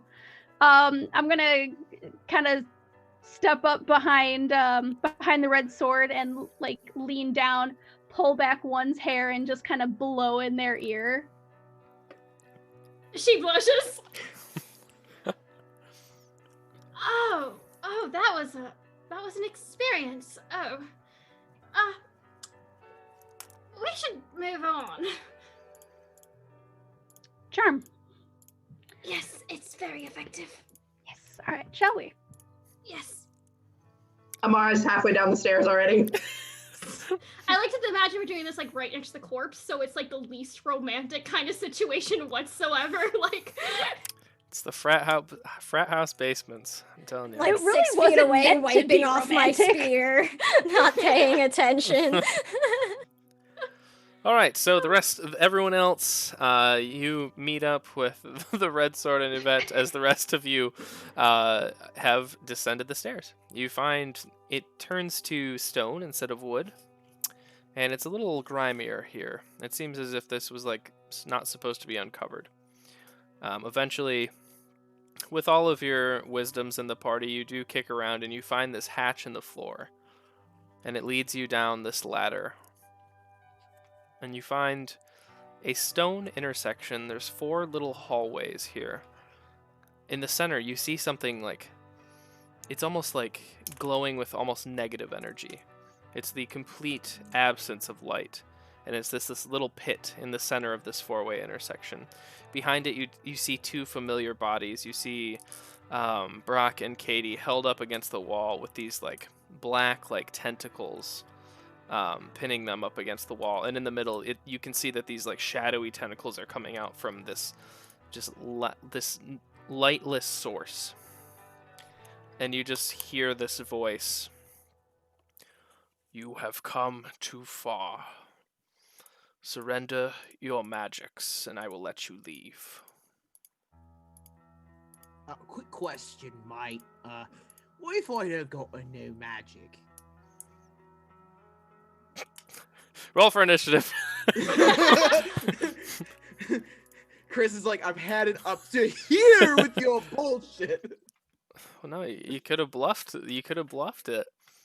I got an 8. Going well. Okay. Torg's a bit of a himbo, though. I know, He I doesn't know.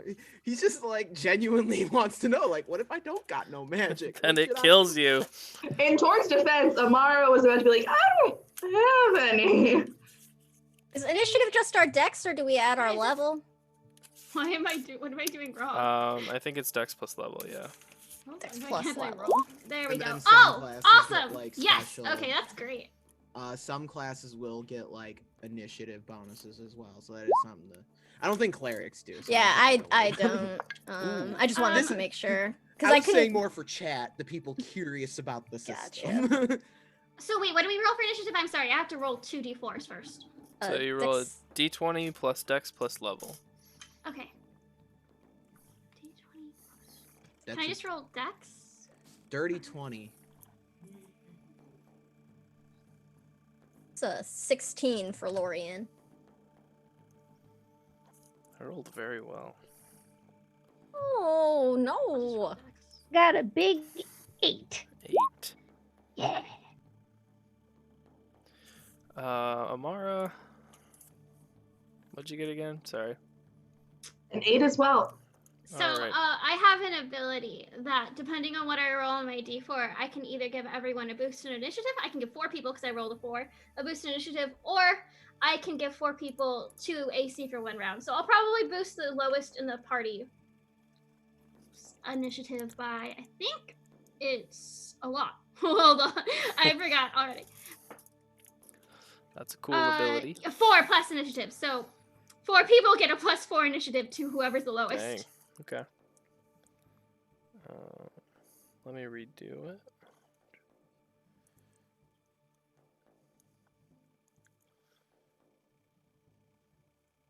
And what did you roll for initiative? I got a 12. Okay.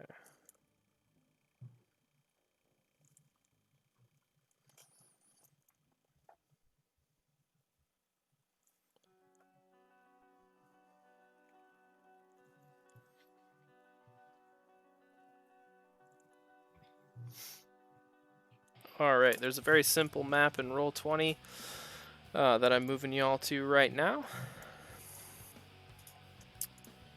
And I'll put your tokens out. Some of y'all have the same tokens, so just click around, see which one. I don't even know if some of you have tokens yet, so. I do not have one. Okay. I'm used to doing theater of the mind. Maps are new. 1, 2, 3. Alright, we can theater of the mind this, that's fine. But just the map for reference is okay. So you're all over here. I'm just gonna ping it. I'm not really too worried about movement and stuff like that. But in the center, you see this big ball of like black smoke and tentacles, and it opens up and it has this mouth on it, and it just outstretches towards you. And then you see Brock and Katie in the back, pinned up against the wall. It's almost like it's transferring their magic to this creature. And the creature is gonna get to go first because he rolled really, really high. So we'll roll for it just so it's fair. Alright, so Amara and the red sword, you watch as 2 of these these negative energy tentacles reach out towards you and swing at you. That's a 19 versus Amara's defense or AC. Sorry. Okay, and that's a that's a 20 versus the red sword's AC. Yep. All right. You both take 6 negative energy damage as one of these tentacles just reaches out and bats you against like the pauldrons on your shoulders, and you just feel this cold chill run down your spine. But it's unnatural chill. It's not like outdoors. It's necrotic damage essentially. How many? 6? Yep.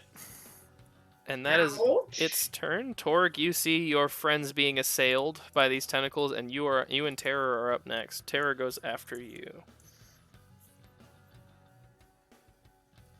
Yes. Okay. So, first order of business, I'm gonna kind of try and run around the tentacled monster to try and free Brock and Katie from its necrotic grasp. Okay. Which one would you like to go to first? They're on like opposite walls. I'll go to Katie first. Okay. You run up to Katie. She has long golden hair. Her eyes are wide, but she's kind of unconscious. She's in this like state of like, I don't know. It's just like a weird state. Would you like to like hack at the tentacle? Yes, I'd like to like take my axe to the tentacle. All right, go for it. Roll an attack. Alrighty. Jeez, I am rolling so well tonight. That's a 21. That hits easily. That is going to be 5 points of damage with the axe. Okay. So I just kind of run up and I just grab the tentacle and I'm just like, oh, crikey, now we're talking. Just like, hacking away at it like a hatchet at a tree trunk. Exactly. All right, yeah. So you get about halfway through, and it's almost like the tentacle, like it like adjusts to you, and it adapts, and it grows stronger, and you feel this like shell come out. Where once you were doing slashing damage, it is now strengthened towards slashing damage. So you don't get all the way through. You still need to do a bit more damage. Okay. And then I'm gonna Terror. Yes, I'm gonna send Terror. Terror's gonna just kind of follow up with me and also attack the tentacle. All right, go for it. Sweet. Just making sure I have all my stuff. I'm doing it correctly. All right, so he's gonna get with the pack tactics and the Wolf Ranger feature. He's gonna have a +3 to attack bonus against this enemy. Okay. And that will be a 21. That hits. Because I'm just rolling really well, I guess. This die is serving me really good. Terror does 2 points of damage. All right. 7. Okay, so Terror follows up, and right after this swift swing of your axe, you watch as Terror's teeth just like just completely encapsulate this tentacle, and it still does not break through as Terror kind of like jumps down, like doing the best he can, and it's still standing when he is done. All right, that'll be my turn. All right. Next up. Is Lorien. Okay. So just to make sure I've got everything in like clear, right now Torg and Terror are trying to free the two people, right? Correct. Yep. Okay. I'm going to use a quick action to use my protection invocation, which means this battle, any critical hits against me and my nearby allies deal normal damage instead of critical damage. Nice. And I will move forward to sort of try to position myself as best I can, like from that tentacle thing, and I guess the two kids being freed, and I'll chuck a javelin of faith at it. Cool. Go for it. That's going to be oof. That can't possibly hit. That's only an 11. That misses, unfortunately. Okay, well that'll be my turn. I'll just sort of position my like spear at what might be a face. So how does that look? Is it like, do you just throw your javelin, or is it a spell? Yeah, it's a spell. So I go to move as I'm running to move between them. I'll hold up my tattooed hand, and it flares with this light and this like jagged sort of like almost lightning beam of just holy energy. Would blast into this thing, but I just sort of miss it, and it just shatters against the wall. Yeah, as like this javelin gets close to this ball of negative energy, you see it almost like swallow it whole, and just like the holy light is just like snuffed out by this lack of any color or light. Okay, next up is the shades. So as you're all Most of you are still in the doorway. The three of you are, and you feel this this negative energy, like cold shroud behind you, and you see these two shades, like the ones you had fought earlier in the day under the bleachers, come up behind you, and they are going to. One is going to attack Yvette. The other is going to attack Lorien.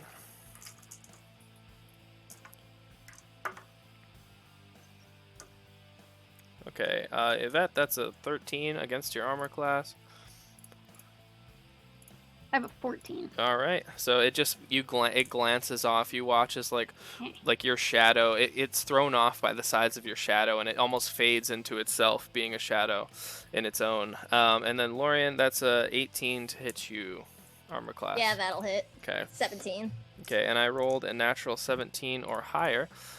So I need you also to make a saving throw. So reminder, just a D20, no bonuses at all in this system.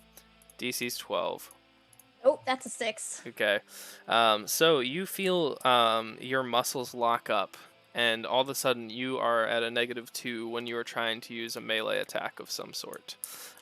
You just get all these like muscle cramps all at the same time, and it's as if this thing is like in your head. It's almost psychic. It's just really hard to sort things out right now. You also take 2 points of negative energy damage. Okay. The red sword, you are up.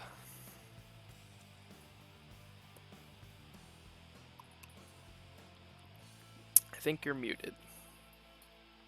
So actually, going back to Sam's turn, I have a dice pool for the educator that I can give to allies. Cool. That you can use to whenever you have the 5 or 6. So, okay, you can use the die for your own check or to aid a nearby ally. If you gain a leverage die from 6 in the icon roll, simply add the result to the check. However, if you use leverage die from 5, there's a risk. If the leverage die rolls a 6, you don't add the check to subtract it. So I figured this would probably be the perfect opportunity to use that since you already failed it, so it would. Sure. Just give you a chance to not fail it. How does it work though? Is it that it adds to my roll? Because I rolled really low, so like... Yeah, I think you roll it onto the roll, so I think you roll like a 6. And what do I add to it? Because I rolled like a 6, so... Oh, wait. Yeah. That dice to bring Sam. Okay. Yeah, like you might want to save it for like something a bit closer, maybe, because That's I don't. fair. That's completely fair. I don't want to waste your sweet I have commander so dice many. pool. I have so many. You don't understand. I have too many. That's fine. I rolled a 6 and it's a flat save, like a flat roll for a save, so I don't add anything to it. Like so. Okay, no worries. I will just attack one of the things. Okay, so you run up like right in the face of this ball of negative energy. Go ahead and roll a d20 and add your bonuses. Go to the attack button.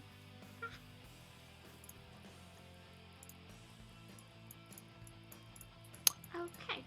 Attack 22 versus AC. Yeah, that definitely hits, and you deal 7 damage. It looks like. Yes. Cool. Yeah, so you just run up and carve into this thing, getting a little more used to the weight of an actual sword in your hand, and you just manage to take your sword and you like slash it right through horizontally, and you watch as this big like mouth, this maw opens up, and it's almost like you can see light inside of it again, as it's not canceling as much light anymore. Huh. Interesting. Okay, and that is my turn. Cool. Amara, you are up next. Excellent. Are there still 2 shades by us over by the door? Yep, they're Great. kind of behind you. I'm going to attempt a double. All right. The first one misses, but I get to go again. I imagine it misses anyway. It was a 8, so. Yeah, that misses. Oh, hell yeah! The next one is a 23. 23 hits for sure. Cool. 7 points. How many? Sorry. 7 points of slashing damage. 7 points. Okay, are you using your bow or a sword? Sword. Okay. All right, so you take your sword and you like horizontally like swipe or vertically swipe up through the center of this creature, and you watch it just evaporate under the pressure of your sword. It is no longer there. Excellent. That's my turn. Okay. All right, Yvette, you are up. All right. How close am I to this thingy from the doorway? As close as you'd like to be, or as far as you'd like to be.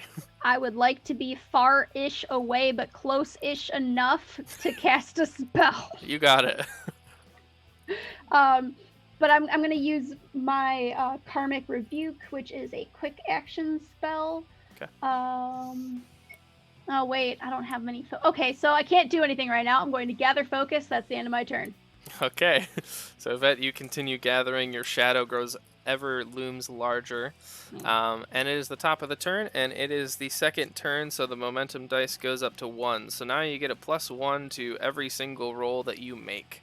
As you kind of feel the blood start pumping in your veins a little bit, you're like, okay, this thing's a little dangerous. We can deal with shades, but we don't know what the hell this thing is. So it ticks up to 1. I'll remind you on your turn until I can find a better system. So for top of the order is the Grim Heart, which is the large thing in the center of the chamber. And it is going to attack 2 people. So it's going to attack Torg, who is ripping at one of the tentacles to free his acquaintances. Ripping and tearing, mate. That's a 16 versus AC. Alright, let me double check there for you. 14 you said? 16. Oh yeah, that'll hit. Okay. And a 12 versus Lorian's AC. That'll miss. Okay, so Torg. Oh wait, no wait, it doesn't hit. I was reading the wrong thing. I Okay. was reading the silly options section. I didn't actually read the hard AC part. All good. Okay, so you watch as this negative energy, thrown off by the few attacks your party has landed, it just slams into your pauldrons as you kind of just brace for impact and shrug it off. And that is its turn. So Torg and Terror, you are up. Remember your momentum die of 1. Yes. Same thing as before. Just gonna keep hacking at the tentacle holding yeah. Katie. Okay, Getting covered in blood and black ichor. that's the best day. Alright, so 17 with the escalation dice. Add my modifiers. That'll be another 21 to hit. That hits. Your boy Torg is just on a roll today. 9 points of damage. 9 points.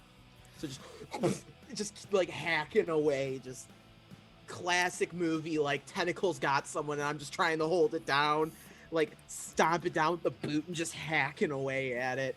Yeah, it's like a tree root at this point, how hard it's become, and you manage to just hack through it, and it just like sucks back into the Grim Heart, kind of writhing in pain as it continues through. So Katie is free now, as Torg, you have slayed one of the tentacles. And then Torg, I'm as you're hitting that one, I turn to you and I'm like, you should get the other one as well. And I'm going to use that one too to allow you to like also attack the other one, but it does a 4. It does it off of my charisma modifier. So the other one holding the other guy gets a 4 in damage. 4 damage? Mhm. Like So extra, or does Torg have to roll for it too? He doesn't have to roll. It just happens. That's I cool. s- I just yell at him to attack the other one. so what so as the red sword yells at Torg, he's like, "Oh, all right, mate," and he reaches into his belt, takes another axe out, just throws it across the room toward the other tentacle. Just... Yeah, it does that classic classic movie thing where it just like just bisects it right against the wall and sticks into the side of the wall, and the other tentacle is also now slain as it just writhes in pain to the ground and sucks back into the Grim Heart in the center. And then I look to Terror. "Oh, lad, fuck him up." And then Terror is gonna go and charge the Grim Heart and attack the Okay. Grim Heart. He also gets the momentum die. Yes.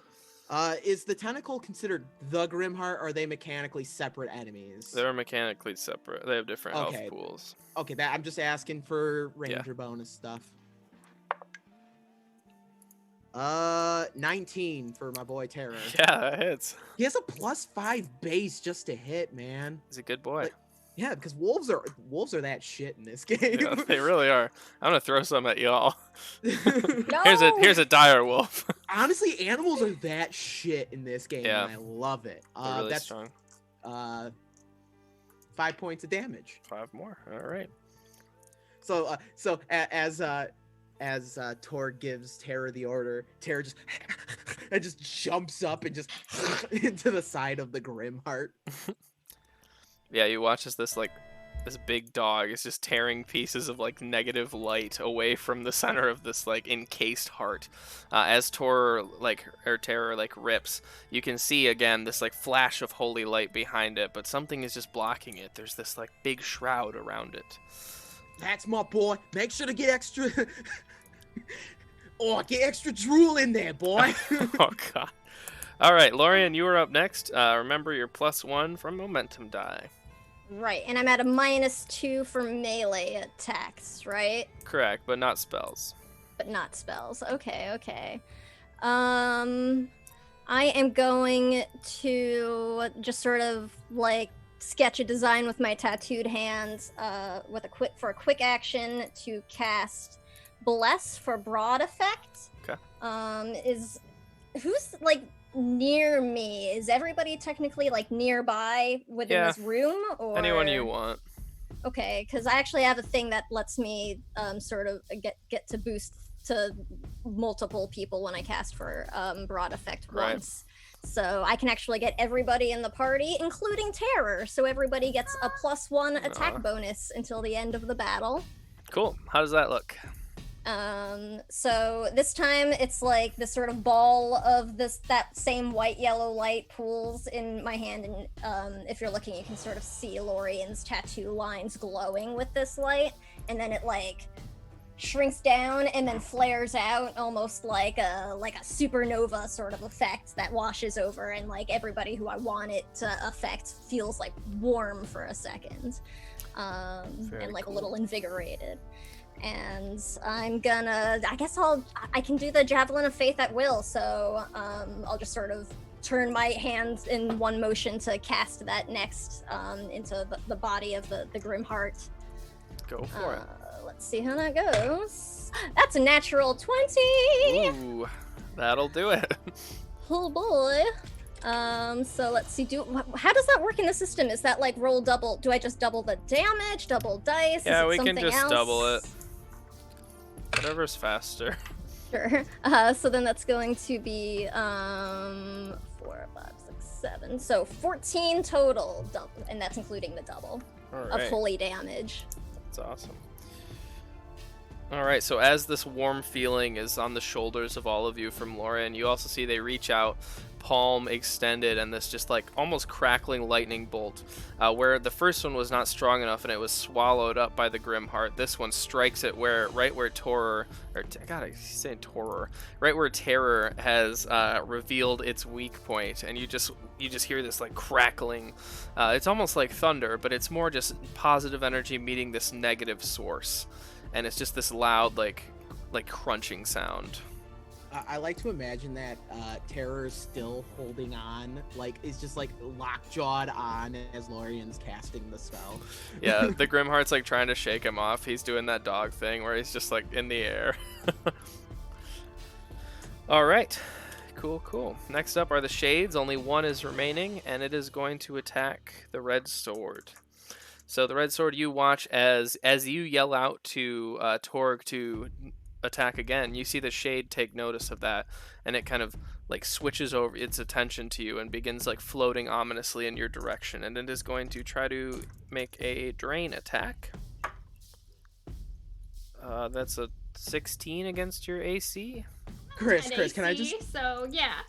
I hate to interrupt, but in chat, Sam and I at literally the same time we're basically both like, we have such visceral reactions to Chris saying thunder because he's conditioned us. That's funny. I've done it. Okay, what was that? Sorry. Yeah, my AC is like 10, so. Okay. All right. Oh, that's a good roll. You take 4 negative energy damage as, again, the Shade, it just like haunts over you, and you just feel it like drifting over your shoulders, and it's just like all this negativity in one area. All right. And it is your turn, the Red Sword.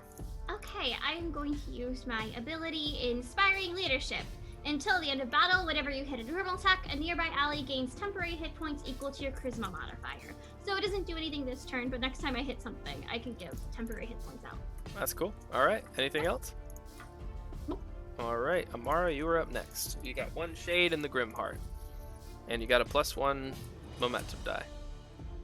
Okay, can I quick action swap out my weapon for my Sure. bow and arrow? Great. And then I'm going to attempt a double ranged attack on the Grimheart. Cool. No, sir, it does not. I rolled a 3. So Try I'm that gonna go. again. No. Let's try that again. I have an ability that lets you reroll, so. Excellent. Thank you so much. Oh, that was a 17. That's much better. That hits. Plus, I think it's +6 at this point. That hits. Okay. It was odd, so I don't get to attack again. Just a 1. But I rolled max damage, Nice. so 9 points of piercing damage. 9 points of damage. All right. Yeah. So So. I Sorry. Go ahead. show my swords real quick. Spite. Yeah. You watch as like the first one goes wide. The red sword yells out. You just like. I'm gonna say something similar. Lightning fast. You reload your quiver, and you reload from your quiver, and you just launch off another bolt as it strikes. As the Grimheart's a little distracted still by everything going on, you are able to find purchase in it. Much better. All right, Yvette, you are up next.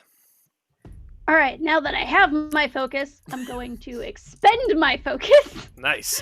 And I'm gonna take that. I'm gonna do that thing I said I was gonna do last time. My karmic rebuke. So that's a 16 plus 5, 21 to hit. Yes, it does so. Okay, it is. Where's my thing? It does. I think it's just 1d6 damage. Meh. I did 1 damage. Okay, you do one. But it's like no wait. Don't you get 1d6 to plus add? wisdom. Yeah. Okay. So it's 4 damage and it's 4 psychic damage. So I'm going to use Brain Melting Secrets. When you hit with a spell that deals psychic damage, one target of the attack can't attack you during its next turn this battle unless you are the only enemy nearby. All right. And then I'm gonna regain my focus. Okay. End of turn. I have a pretty good idea of how everyone's class works except for Yvette's. So whenever it's Yvette's turn, I'm like, I don't know what's happening. I'm just here for the ride. All right. Cool. It's pretty delayed. Yeah, it's like store like- your energy. Yeah. Yeah. That's cool. And then just interrupt people and be like, no, you can't do that. Don't do that. That's so fun. you're a blue player. Okay. Yes. All right, up next is the Grimheart. The momentum dice ticks up to 2. Again, just to clarify, that is not for him. That is just for the players. So he doesn't get that +2 bonus. But he might get things like if the momentum die is at 4, he can only use like a certain move, like something like that. So he doesn't get the bonus, but he might get special abilities. Okay, so the Grimheart is going to can't attack Yvette this turn. It's going to reach out towards Torg and probably Lorien again because the shade is dealing with the red sword. So Torg, you gotta. Oh, he's rolling bad now. 10 to hit. Yeah, that won't hit. There we go. 19 on Lorien. Yeah, that'll hit. Okay, you take. Oh, that's really good. 4 negative energy damage. As again, it slashes out at you, and you just feel your muscles just tensing up. It's, if anything else, this entity is making you all feel very on edge, very tense. Even though you're in this battle and your adrenaline is pumping, you just feel incredibly overwhelmed by its presence. And that is its turn. So Torg, Terror, you are up. Torg's gonna run and join Terror in attacking this Grimheart. All right, you got +2. All right, so I'll run forward and slashy. You got it.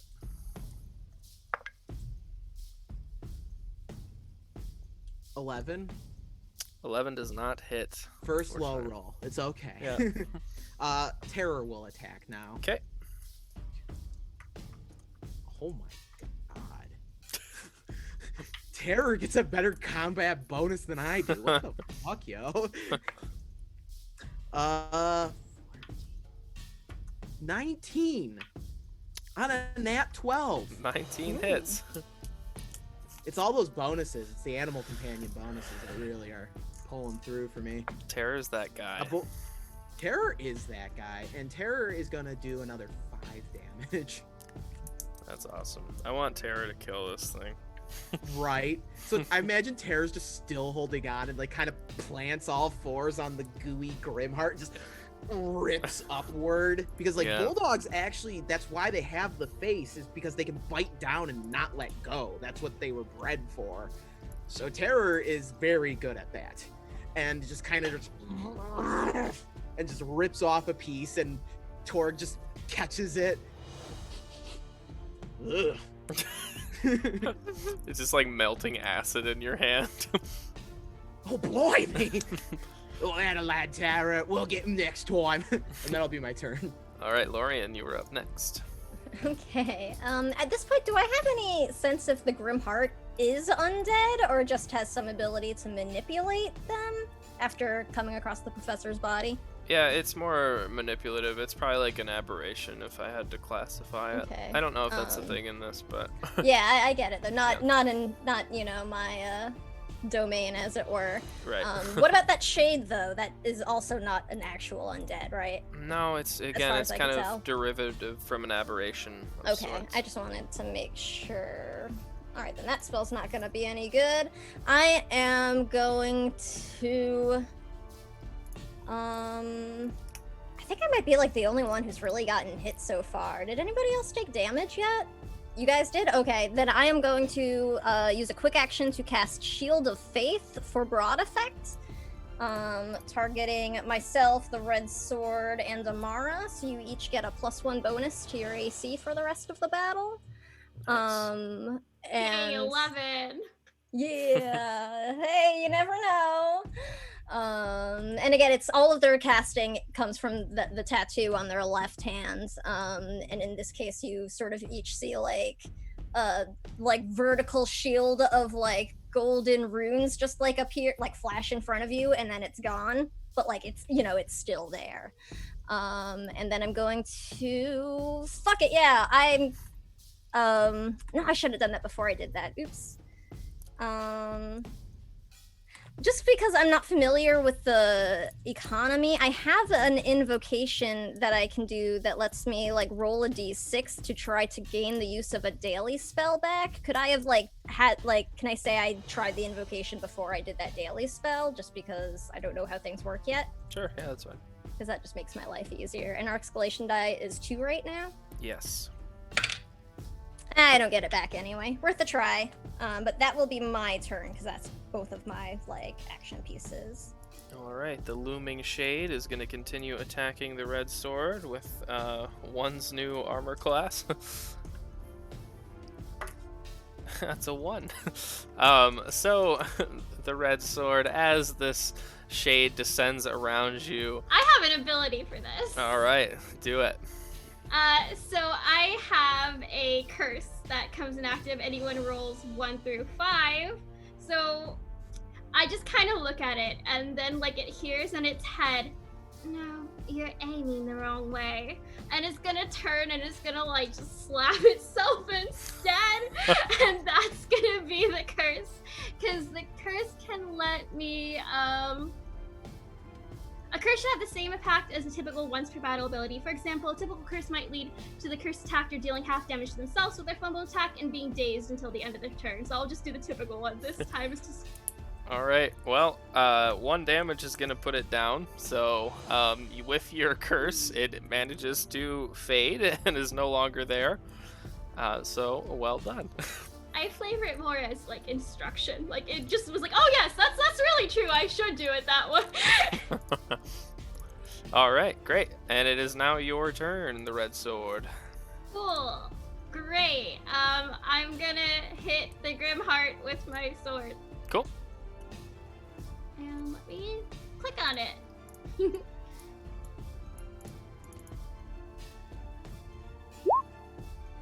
I got a 21. That hits. Awesome. Okay. And Looks like I did 4. 4 more. Okay. Yeah, you slice diagonally across your first slice, and this thing is just like it's almost more light at this point than it is negative energy and negative light. And I get to give a +4 to someone if they get hit next. Cool. Yes. Who is doing Amara, right? You said you got hit? Okay, yeah, you get a +4 and healing for like a temporary hit points. +4. Thank you. You're welcome. I'm sorry I'm bad at explaining. No, you're good. That's okay. Mara, you're up next as well. Great. I'm just gonna attempt a double ranged attack on the Grim Heart. Okay. It's a +2 momentum, right? Correct. 21 to That hit. hits. Great. I do not get to attack again, unfortunately. But I rolled max damage again. So 9. All right, Amara, how would you like to slay the Grimheart? Alright, I reached down, I mentioned this in the chat, but for the audience, Amara has a hip quiver and she uses her tail to draw arrows so she can reload extremely fast. So she reaches down, pulls out an arrow, sights, aims for the spot that Terror ripped open on the side of the Grimheart, picks the brightest point she can, and lets loose. Awesome. You watch as it impacts, and it almost combusts as if like two elements that don't react well together have just been introduced to each other, and it like boils and bubbles over for a while until it just shatters all across the room, and this like bright, blinding light is unencased from inside of this ball of negative energy, and you all are standing there in one piece. And we are out of initiative. So that was something. Yeah, I wasn't expecting that. No. Is everyone okay? Oh yeah, I mean, took a bit of a whack in there, but not so bad. How are you all feeling? A little bruised, but fine. Pain is new to me. Not a very big fan, but let's just move on. Yeah, that's fair. And Torg is knelt down next to Terra. Oh, who's a good boy? Who's a right good boy? Oh, you are. I saw you bite that tentacle in half. Aren't you just a good? And he's like squeezing the bulldog cheese, and he's like giving him treats, and then the belly rubs and Oh, and like Terror's like rolling around in the ichor and blood of the Grimheart. Torg's just very like just nonchalantly just much more into praising his dog at this moment. I think typically letting your dog roll in dead things is kind of frowned upon. Oh, I don't know. They often roll around in all kinds of things we don't want them to.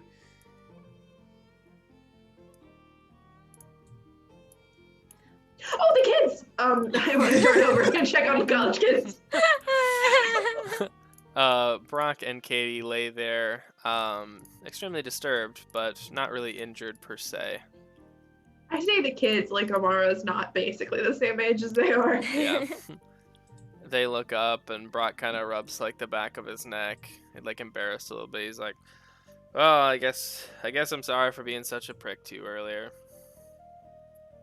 Thanks. Do you know what happened here? Yeah, so a few weeks ago, Professor Renato and I and a few other students went on this expedition, and he found that thing in the Underdark, and that thing kind of commanded him to do what he had to do from there on out, and he was supposed to be collecting magic from all of the students and bringing it back to it. And I think he did a lot of it, so I'm surprised you were all able to beat it. What was its end purpose? Did it want enough magic to get a form so it could move around? Do you know what its goal was here? It never spoke to me, only Professor. Well, he's dead, so... Yes, well, why? That's- It looks dead. If it's from a cursed object or something, it might come back again. Well, it makes sense, right? He was stronger than any of the students, and eventually the Grim Heart wanted his powers too, so... Yes, does make sense. there's nothing like left to really search through, right? Like everything just kind of poof dissolved. There's like this, like right in the, there's a little like crater in the ground, and you see like this little like hard shell. It's almost like a rock. It doesn't seem threatening or anything like that. It's just the remnants of the Grimheart. I like poke it with my spear. It just kind of moves to the side like a little pebble. Okay, I'll pick it up. This is probably about the only proof we got, I guess, for the headmaster.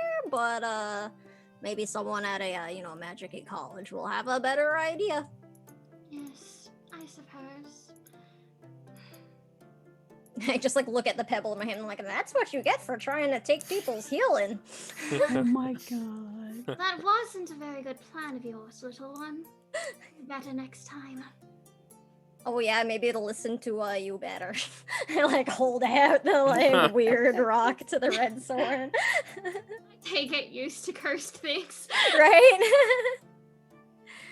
Alright, well, I guess should we see if we can find headmaster? Oh boy, I already forgot her name. Don't tell her I said that. Paola Everhart. Everhart. I knew there was a heart in there, but I could not remember anything else. I feel like everybody has had a teacher with a name at least very similar to Eberhard. That was my Yeah, goal. actually, I have. Every person has had a teacher with a name that is Eberhard, if not similar to Eberhard. I'm trying to think now. That was I the had goal. Yep. A Lockhart. I'm not really? kidding. That's amazing. Yeah. Alright, so I guess we make our way back towards the offices? Sure. Well, we'll make this quick. You you leave the frat party. Brock thanks you God. again. Benji salutes you as you leave his home, and the party rages on in the distance. As you enter into Headmistress Everhart's office, she is now proudly wearing the brooch that you were sent here to return to her. And she looks at you all on and she says, "Thank you so much. The brooch showed me that everything was all right now. It's nice to have an heirloom back in the family." And she like kind of touches it lovingly. Glad we could help with that at least. Of course. And tell Madame Curio I said thank you. She smiles. Absolutely. That's what we're here for. But please enjoy the town. The rest of the evening. We, just wanted to let you know you may want to think about putting some job placement searches out there. And do a try to pick someone of a better quality this time. Yes, that is quite unfortunate, and I think we've had enough of our expeditions for now. So, Yeah, maybe avoid the Underdark. yes. What would you say your specialty of magic in this school is? Well, we do everything. We don't just do magic either. We have fighters who fight with their own rage that we help channel. We really do pretty much anything you need. How much do you know about transfiguration and perhaps objects changing into people? Oh, well, maybe not me so much, but I'm sure one of my staff knows. A little bit more. If you know a person who at least is capable in the most minute sense, it doesn't even have to be very much, just a little bit more capable than what I have seen so far, if you could get me that information, I would love to have a chat at a later date. I'll stay in touch. Thank you. Thank you all. Hey, Lorian, did you ever get your money? Oh no, I mean I still got to stop by the pub there before we head out. I think did we want to try to spend the night here before we head back to Madame Curio's? It was a bit of a trek. Yeah, I'm sure there's got to be an inn somewhere, right? I mean, yeah, but it's going to continue to smell like puke, and it's probably going to not be very quiet because of all the college-aged hooligans who are running around going wild and... Good point. Hey, well, if we want to head back, I just got to swing by the pub first, at least. I thought we was grabbing a pint. I thought that was the deal. You said, Tor, we could grab a pint after we handle all the tomfoolery. And last I checked, Grimheart's taken care of. Headmistress gave us thanks. Tomfoolery solved. Oh, I mean, we could have I'm okay to have a pint or something before we head out, because we gotta head back to the pub anyway. I don't know what kind of a rush you lot are all in, though.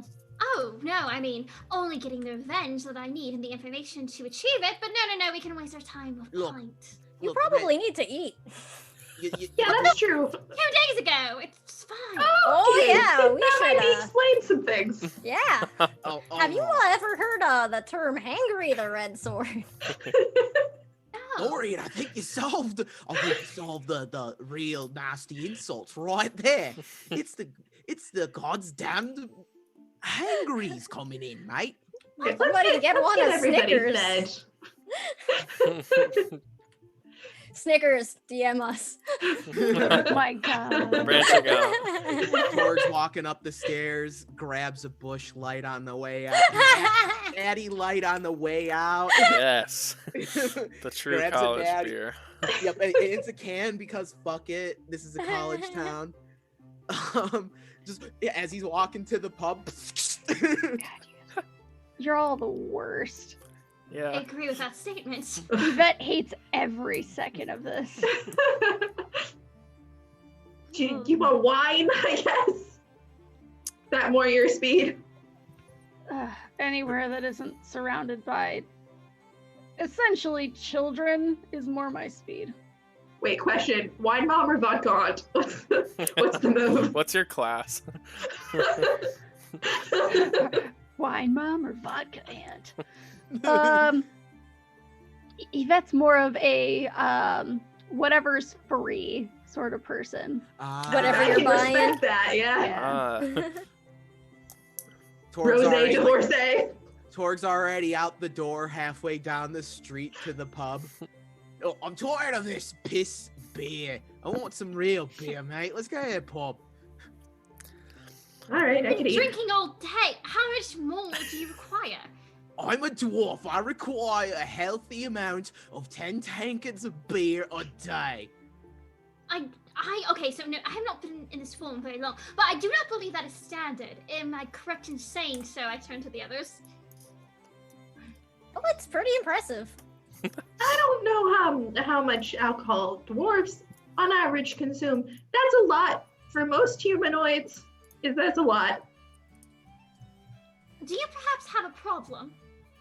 A problem? No, it's just pretty standard compared to. Oh, you should have seen me cousin Cheezer. He can knock him back, mate. So, right, that cousin of yours, you talk about him constantly. Is he one of your only friends? Is that why? Well, in fact, yeah, kinda, mate. Yeah, he's one of the only people from home I still really keep in touch with. So, Well, you know what? That sounds like an important contact to you. he's quite important, and he runs a successful restaurant cart business. Lovely. All right, so you all make it to Snuck Rustlers, the college Snuck Rustlers. Rustlers. the college pub, and you see, what did I name her? Something wacky. I think it's Helena Hoofmitz, the halfling bartender that Lorian had placed their bet with the day before.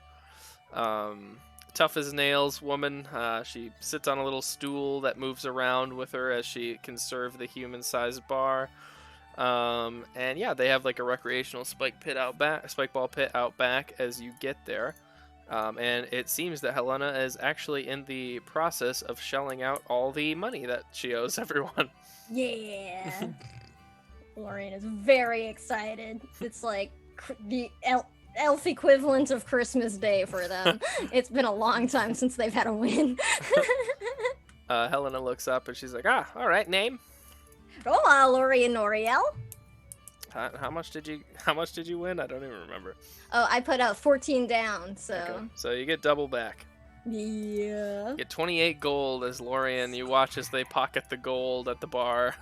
And Helena is like, come on back, you hear? Next week's another big ringer. Oh, really? Yeah, who's playing next week?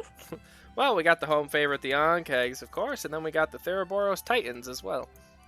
Ooh, that sounds like it'll be a good match. I'm not sure exactly where I'll be traveling around a lot for work, but it'd be real nice if I could catch that. Yeah, you wanna put something down in the meantime, and collect when you come on through again. Oh, I mean, I don't know if you got like any couriers who, be able to send it over for me somewhere. Yeah, sure, we can work something out. Here, hold on. She hops off her little stool, goes into the back. She's like, oh, confound it. And she's like working on something. And she comes out with this little like mechanical bird. Oh my and God, she gives awesome. it to Lorian. He's like, yeah, my uncle used to make these little things. He's quite the inventor. This will bring the gold back and forth. Oh, that's real neat there. I like that. Yeah, sure. Let's set that up for funsies. Why not? No reason not to, right? While I'm here. Definitely can't hurt, can it? Nope, not at all. Never seen anything go wrong. Nope. I mean, definitely not. All right, well now you have a little problem gambling then. kitchen.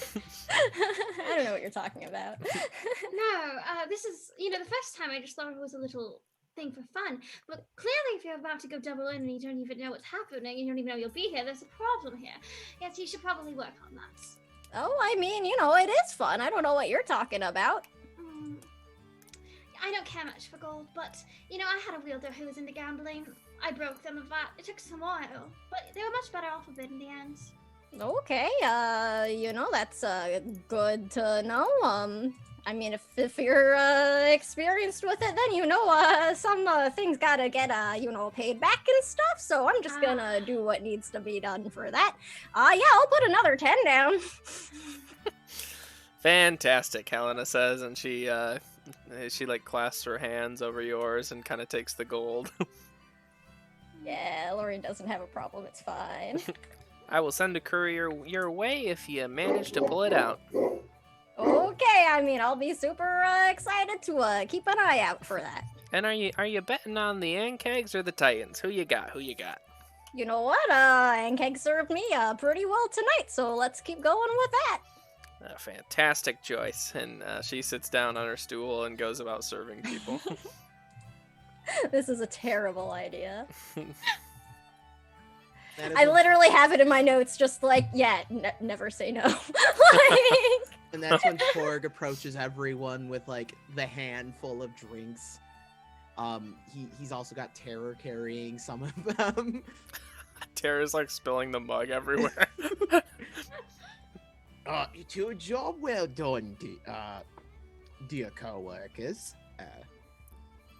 I think we were quite successful, and to the memory of that poor professor whose name I can't even remember at this moment. Seriously, I can't remember his name. Ragnar or something? Renato. I'm not gonna tell Renato. Renato, is it? I try to remember the name of Reginald. people I Rich. decapitate. All right, Oh, really? right. I have lost count. All right, now we can goof off a little bit. I just want to say I'm sorry for blowing up on you earlier. I'll get a little sensitive when people talk bad about Terror. He's my boy. He's very precious to me. He's kind of like my baby. Thank you for the apology. Aren't you gonna say something to me, mate? Or at least to Terror. And he holds up Terror in front of you, Matt. Tara has these big, like, just full eyes, just looking at you, Yvette. Drool, like, spittling down his chin. There. He leans in. She's sorry, lad. It's okay. She didn't mean what she said earlier. And he like takes he takes like a thing, like a napkin from the table and wipes the drool from Terror's mouth. You set him down and he kind of like rests under your chair, put his head on his little paws, and just kind of lays down as you all enjoy at a table.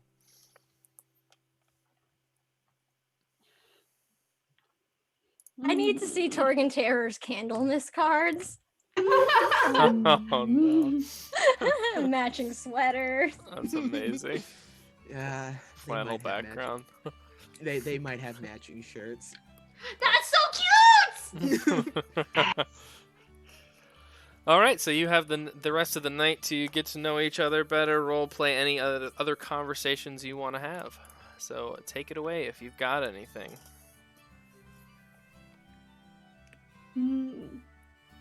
Oh, well, I mean, I think Torg owed me some storytelling about, like your training and experiences and stuff. Remember, I won, so you owe me a story time first. All right.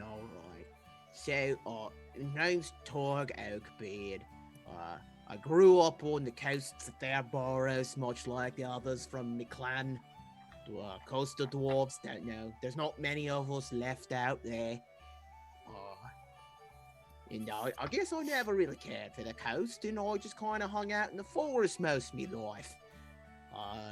Met some lads who were devout followers of a Krug, and they taught me everything I know about tracking, trailblazing, and critters and killing things. And why did you not stay with them? Oh, you know how it would be, the life of a trailblazer. None of us can stay in two places at once. Plus, after I found Terra here, I decided if I'm gonna be one of the last dwarves here in the world, I might as well see the whole damn place.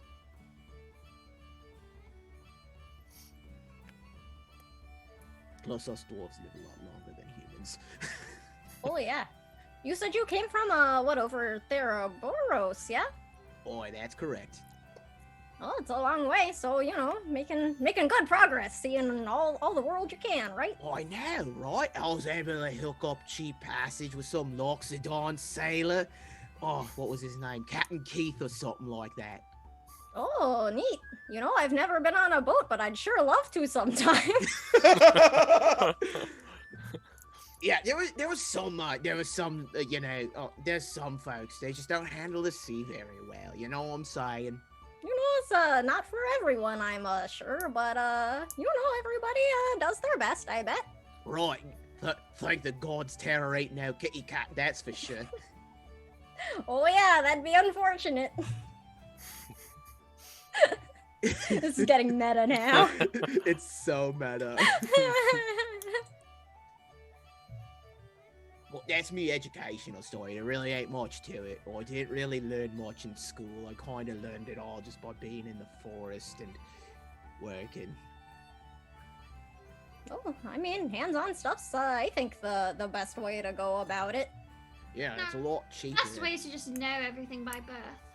Yeah, because everyone knows everything by birth. I mean, you didn't know everything at birth, Red Yes, Sword. I did. Omnipresent sword. Most humanoid sentients have to learn and grow up and be taught. Now you see why I call you pathetic worms. It's not you specifically, it's your existence. It's just very sad and very small. For the record, pathetic worms is now on the list. You actually made one.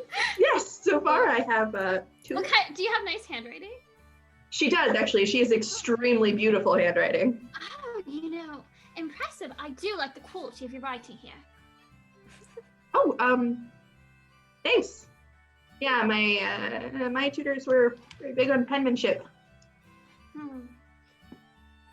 I'm like leaning over and just self-consciously sitting back. After I look and see how nice it is, I'm just like, yep. From my understanding, tutors means you were probably more on the upper class side, no? I had a specialized education. Specialized. And do you wish to go further in, or is that one of the subjects you'd rather not talk about? I mean, it wasn't really anything particularly exciting. Just, my parents wanted me to take over the family business, and I didn't want to, so. I see. What Okay. what was the family business, if you don't mind my asking? It's okay if you don't want to answer. Clockmaking. Oh. Insight check. Yeah. It's not a lie, technically. Technically. Charisma sounded versus pretty wisdom, I sus. guess. You might as well have just vented right in front of me. Lorian's not gonna like pry. They're just like, yeah, okay. I get a 17. I doubt I'll do better. I got a 4. Did you add your Torg is- backgrounds, everyone? Yes. I got a 15. Hi, But I wisdom have so cleric, many not rolling. points that I'm gonna see if I can use any of them. I have a 5 to Korg, 6 to Polly, 6 to Infinity, 5 to Adjudicator, 5 to Bull and Junk. I don't know if I can swing any of these people in this situation. Choose wisely. Hmm. What's the Korg's thing again? Korg's just a giant earth elemental that has little woodland creatures living in him. Okay, cool. That's not Aw. helpful here. Okay, you know, Polly is an object, and clocks are objects. So Oh! I think that's enough of a connection to be able to use that. Clocks are objects, Demi. This is true. That is like what? Because I have this for like one more section, and I have like 5 points. I just want to use one. Alright, go for it. Use one. Yay! R1d6. Clocks are objects. Cool, that puts me at 17. I tie. Okay, it's a stalemate. You watch as the red sword, or rather Amara, you're sitting kind of at the edge of the table, and there's like a shelf above you, and one of the a box falls off and hits you on the foot. And it would have been a completely successful lie, but you're both kind of stalemate. You can't really read one or the other. Hey, Thank you, thank you friends. for the raid. Torgal kind of actually like, look, Amara, I can understand. You know, my family wasn't really happy. They wanted to live the life of a trailblazer. They were like, "You belong here on the coasts with your fellow dwarves," and I was like, "Eh."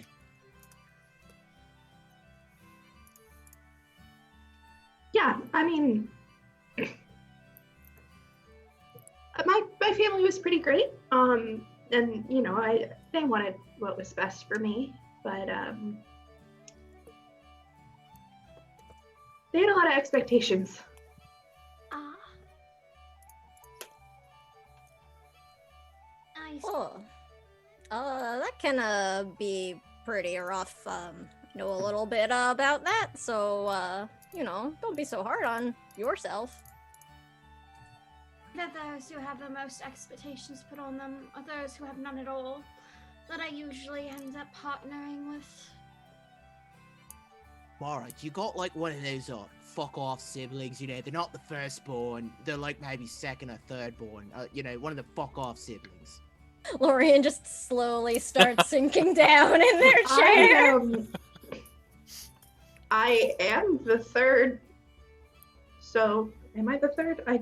Something around that. Wait, how does succession work in this place? What in the bloody hell is going on in here? Well, you know, I mean, my older siblings also had dreams and stuff, so. Oh, they So wanted you to no be the one was fuck off interested in the clock business then? My brother kind of was, but you know, none of us could really do it alone.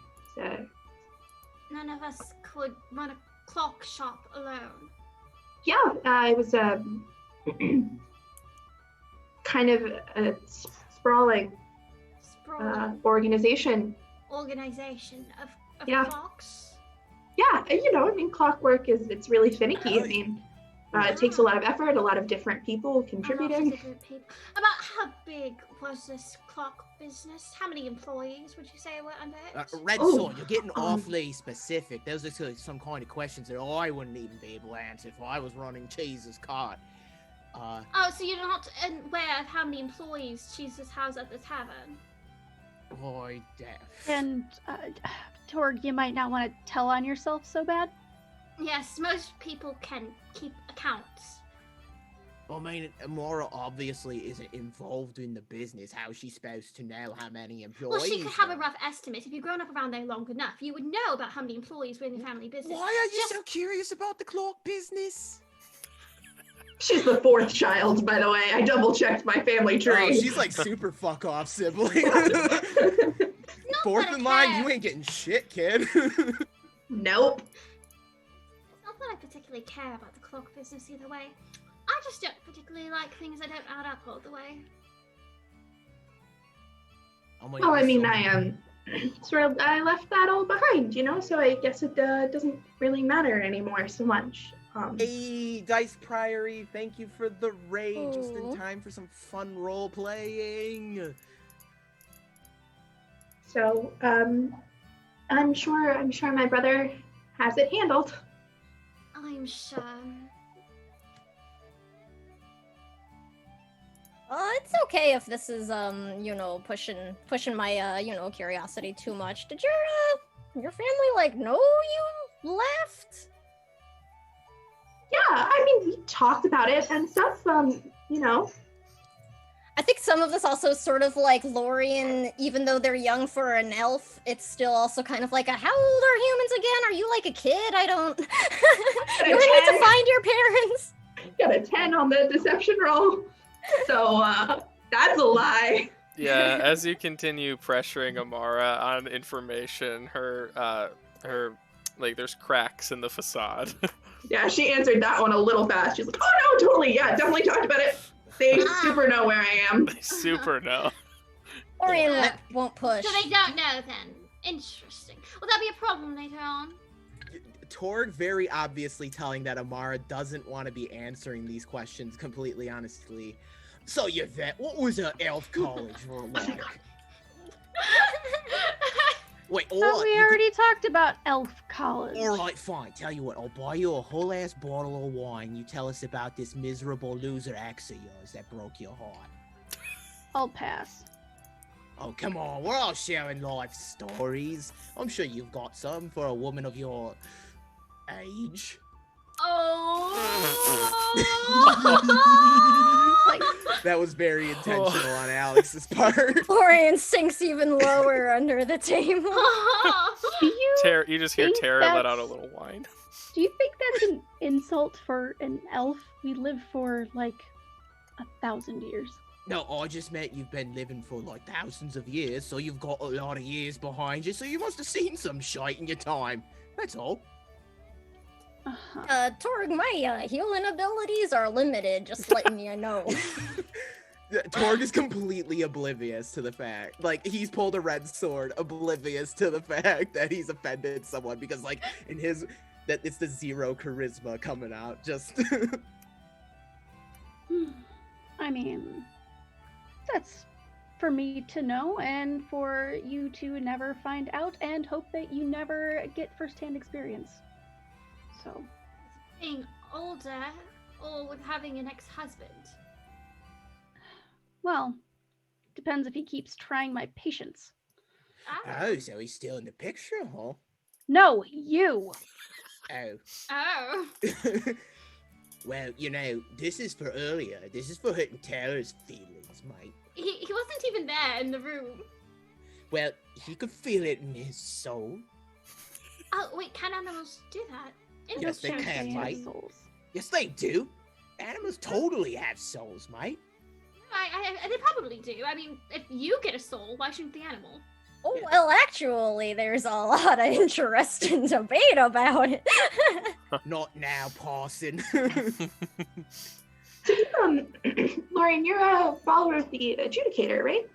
Oh, yeah. Speaking of family business, whole family serves her. It's going back a long time now. Are you familiar? Do you, you worship the Adjudicator or anything like that? Not personally. We were more a family of science, so much as more than faith, you know? Oh, okay. But I've heard of the Adjudicator, sure. Oh, yeah. Well, I mean, I guess not too many people these days really know too much about her, really, but if you ever have any questions or anything, I'd be happy to answer. I mean, wouldn't be here today without her, so... Why? Oh, I mean, well, my family's literally, served her for, probably millennia at this point, generations at least, so... Literally, she's helped keep them alive, and, while we try to do what we can to keep a scourge undead from, getting to be too much of a problem for people on the plane, Like that old professor downstairs, actually, heard from her, looking over the body, got a little warning to make sure he didn't come back, so... Makes a big difference. Are you, Yeah. Sorry, go ahead. No, I was just wondering if the Red Sword was familiar with, many of the, I don't know, arch existences out here since, Oh, no, I'm aware. Actually, Okay. I believe that... I have suspicions that one of them was getting upset with the amount of influence I and the other Delmont weapons were accumulating, and that might be why I've been forced into this lower form. Ooh. Speaking of influence, push a tankard towards you. I want this if it's going to affect the way I think. Why would I want to lessen the way my mind works even more, even further, even though I'm in this body that already lessens it? Do you want to stop thinking about being a pathetic little worm for just like maybe, an evening? No, the only way I'm going to stop being a pathetic little worm is to think harder. Or you could drink a bunch of those, completely forget about it, and wake up with a nasty hangover in the morning that'll remind you, yeah, I'm still alive, mate. It sounds like you've accepted your lot in life and are willing to dwell in the dirt. I am not. I push it back. I quite enjoy the dirt, so I take that as a compliment in the highest form. Most hangovers kind of made you wish you weren't alive anymore. Oh, you just don't drinking the good stuff then, mate. Not really much of a drinker, but okay.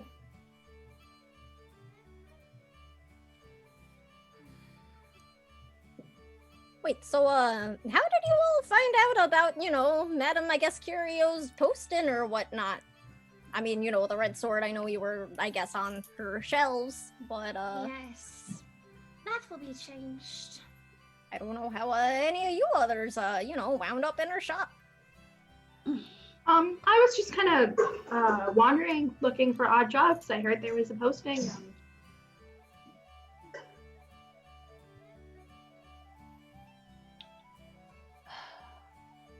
I did not have a very good lawyer.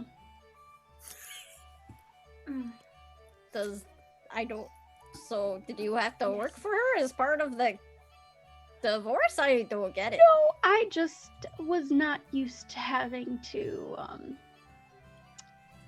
make an income. Oh, okay. See, now that I get. And when you haven't been, doing anything for the past 150 years because you are the trophy wife, and you basically have no skills when you do get out of the marriage, so you take what little power you have that you stole from him in the divorce and put it to use. Yeah, There's I mean, a lot of human interaction there that I'm not fully aware of or fully understand, but you know how, like, when you have a new wielder, you enter into, like, a contract sort of thing? Yes, their desperation reaches a point that they're willing to contract with me. Understood. Yeah, so marriage. And when you want to break that contract... Yes, the 28th year. Sometimes you want to do it before then, No, that's not allowed. In It's always on the human 28th. society, in humans, in Although flesh and Esmeralda blood. managed to get around that, which we will be fixing shortly. Fair enough. In flesh and blood society, there are ways to break contracts, but they are very drawn out I see. and very expensive and not fun. I see. So you used this lawyer to help you change your contract terms. Yeah, unfortunately, Like kind how of hard to Esmeralda gained find someone else's one. help to break the contract. I understand. yes. I see. Yeah. What exactly was your contract with Esmeralda? What a wonderful little question, and I just pat you on the head. Red Sword, we also need to talk about this thing called personal space. Something a lot of us really enjoy. Oh, I apologize for entering your bubble. That's okay. I was just passing through, or saw a notice board. I haven't been able to get Terra fixed, and quite frankly, I don't need him leaving alone a lot of little bastards, and me having to make child support payments. So I'm raising the coin to get him fixed. All right. Albion vet bills are ridiculous. Confirmed. There's one vet. I see. I see.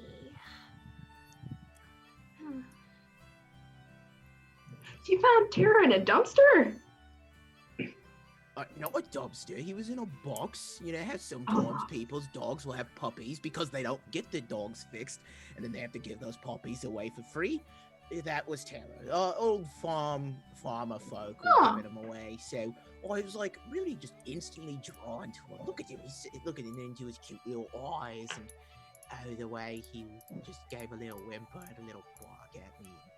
I knew right there we were meant to be together. He's very cute. Thank you. I do think he's quite cute. He is the... Also, best part, I can get him to do almost anything. He's such a good listener, and also he doesn't complain much. So he's very well I've trained. about you and your desires, that you look for someone who doesn't talk much and listens well. Oh, that's not it, really, actually. It's just kind of life on the road. You know, people don't really just, hey, I'm going to join you on this life on the road. Most people just like to settle down, family, kids, wife, partner, all that stuff. I don't believe you understand. I work with people under 28 until they are 28. Most of them don't start a family at the time, since there's been no reason to. Yeah, some people are just, they leave pretty non-spectacular lives and prefer those. Oh yes, and I make them something more spectacular. I take people who never had a chance and bring greatness upon them. The more I hear about your contracts, the more alarmed I get. People have that feeling occasionally.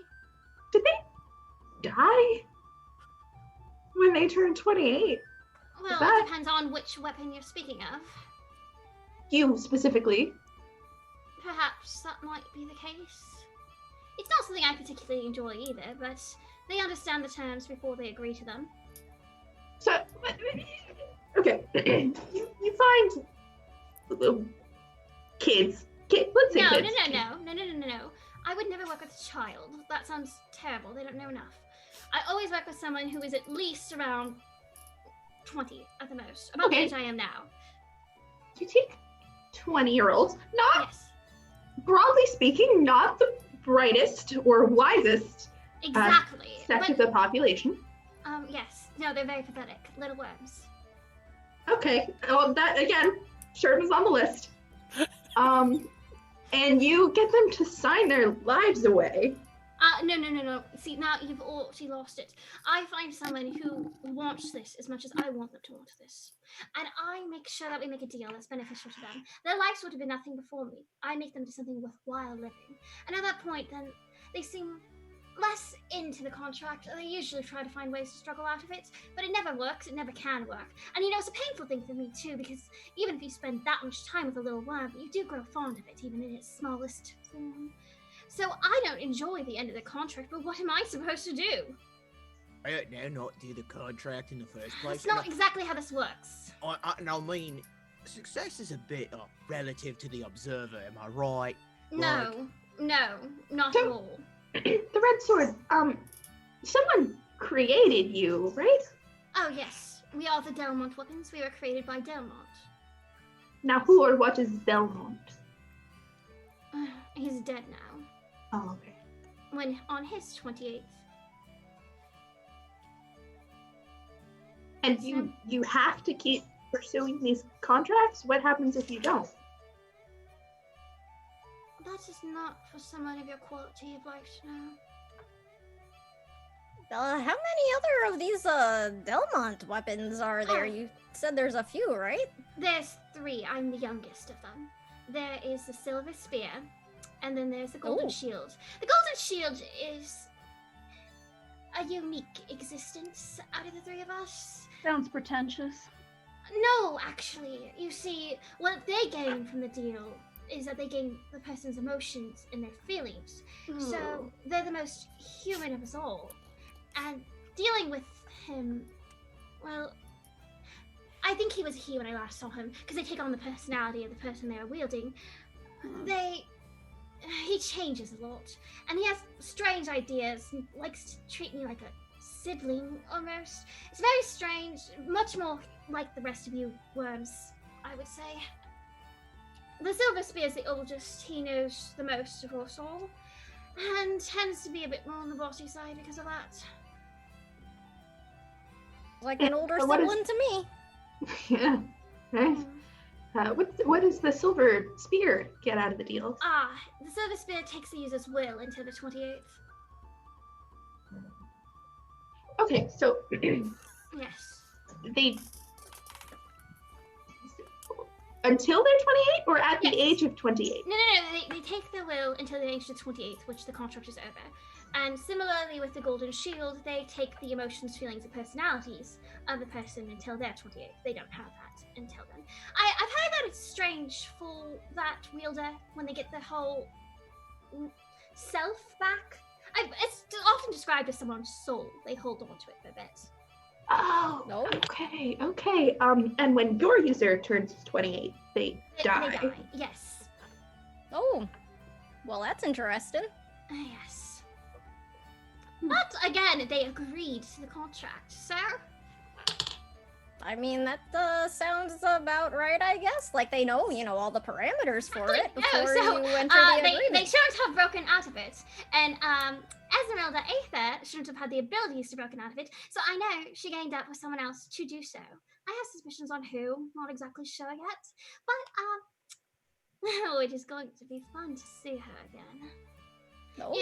I knew every single one of her thoughts. The last 7 years we were together, every single one of her miserable little thoughts. So, I do believe I'll find a way to get That some seems healthy. form of even.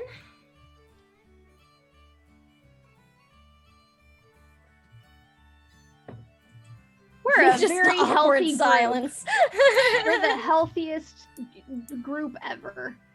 Super healthy. Very Look, I well thought the wrong adjusted. Super turns were fucking duper. garbage fires. Oh, I don't know what you're talking about. Oh, at least we could go on a boat without someone puking. Am I right? No, who would do that? Sounds like a real nerd. What a baby.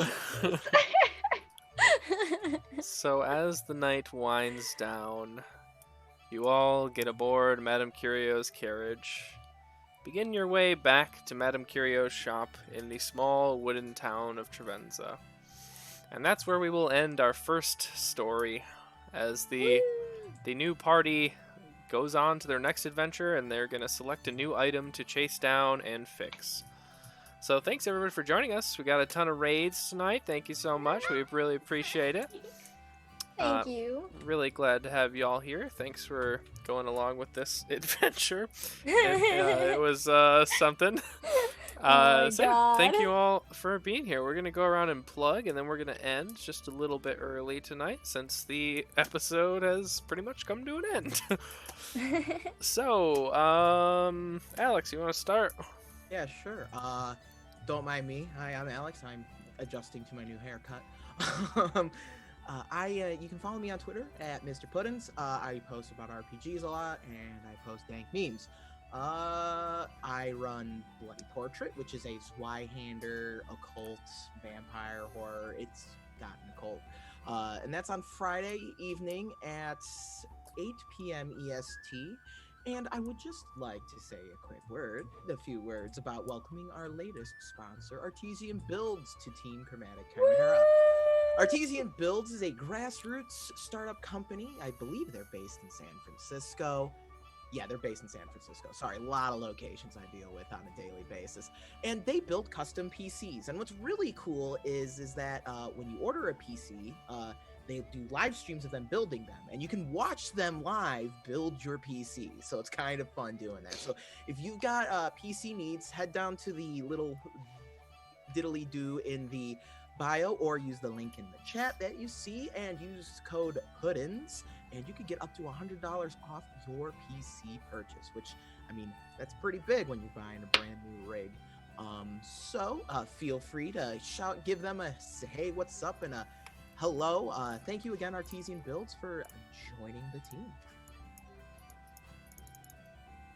We gotta give them a big chromatic welcome. Chromatic crush. All right. Abby, would you like to go? I don't know. That wasn't my best moment. I couldn't think of an alliteration. Hi, I'm Abby. Anyway, I make dice, and I am the creative director for Chromatic Chimera. If you like dice, my shop opens on the 24th, assuming that I actually finish all my stuff on time, which I will. So, I believe in you. I believe in me, sort of, too. All right, we're going to open that store on the 24th, come buy things, and if there aren't things when you come to the store, there will be things eventually. Follow me on Twitter for more updates on things. Okay, goodbye. Lucy. I'm Lucy. I am here every Wednesday. I play in our other Wednesday game, Agora's Bells, as Brenanwin Lielo, the necromancer elf. It's a good time. I also play on Fat Dragon Gaming. I can't speak tonight. In our No Happy Endings game, which is a series of 3 to 4 episode short arcs playing a variety of systems. Right now, we're playing our very first campaign called Superheroes in the Making, I think. Playing Masks, excuse me. And I play on every other Saturday as Jayara, the Twilight Operative, in a Star Wars Scum and Villainy game. I'm on Twitter and Instagram at Blooper Draws. I do a lot of art. I take commissions. And I have a podcast. It's called Odyssey Exploration and Research. You should check it out. Thank you, Nevi. Hey guys, I'm Nevi, and I'm sorry in general for everything that my character says ever. You can find me on Sundays. I'm in Awakened Pixels, where I play Rosalind, who's a very cute flower fairy who's dealing with stuff. And to quote Katie, vote, support your libraries and the arts, and have a good day. Thank you, Sam. Hey everyone, I am Sam. You can find me on Twitter at TheSamWisest. I'm SamWise_GameG here on Twitch. I'm hoping to get back into streaming video games soon, so follow me for when that happens. Otherwise, you can find me right back here on the Chromatic Chimera on Saturdays in our Monster of the Week campaign, Mysteries of the Mojave, and on Mondays with No Initiative as part of our quest campaign, Quest of the Soaring City. Our second season just started up, so catch that. And special appearances this Sunday. I'm going to be playing over on part of Roll20Con. I'm playing my first Burn Bright campaign, or a game rather. It is a one-shot for beginners. It's all people who haven't played before, so if you're like me and you're wanting to learn how to play Burn Bright, come and check it out. It's being GM'd by the designer, James Intricasso, also a good friend of the channel. So come and check that out at 2 p.m. Pacific, 5 p.m. Eastern this Sunday. It's for charity, so for if nothing else, come and support a good cause.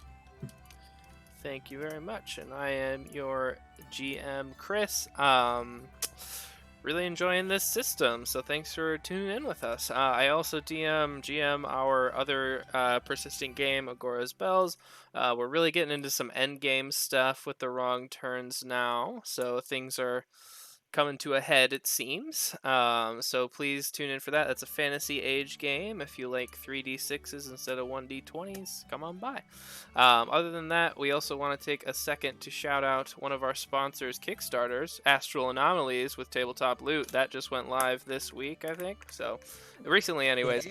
Today, yeah. Yeah. And it looks really amazing. Definitely check that out if you've got the time. If you don't want to do the Kickstarter, use our code in the chat for some of their other dice. So thank you so much. We really appreciate it. We will be back soon, and thank you. Toodle.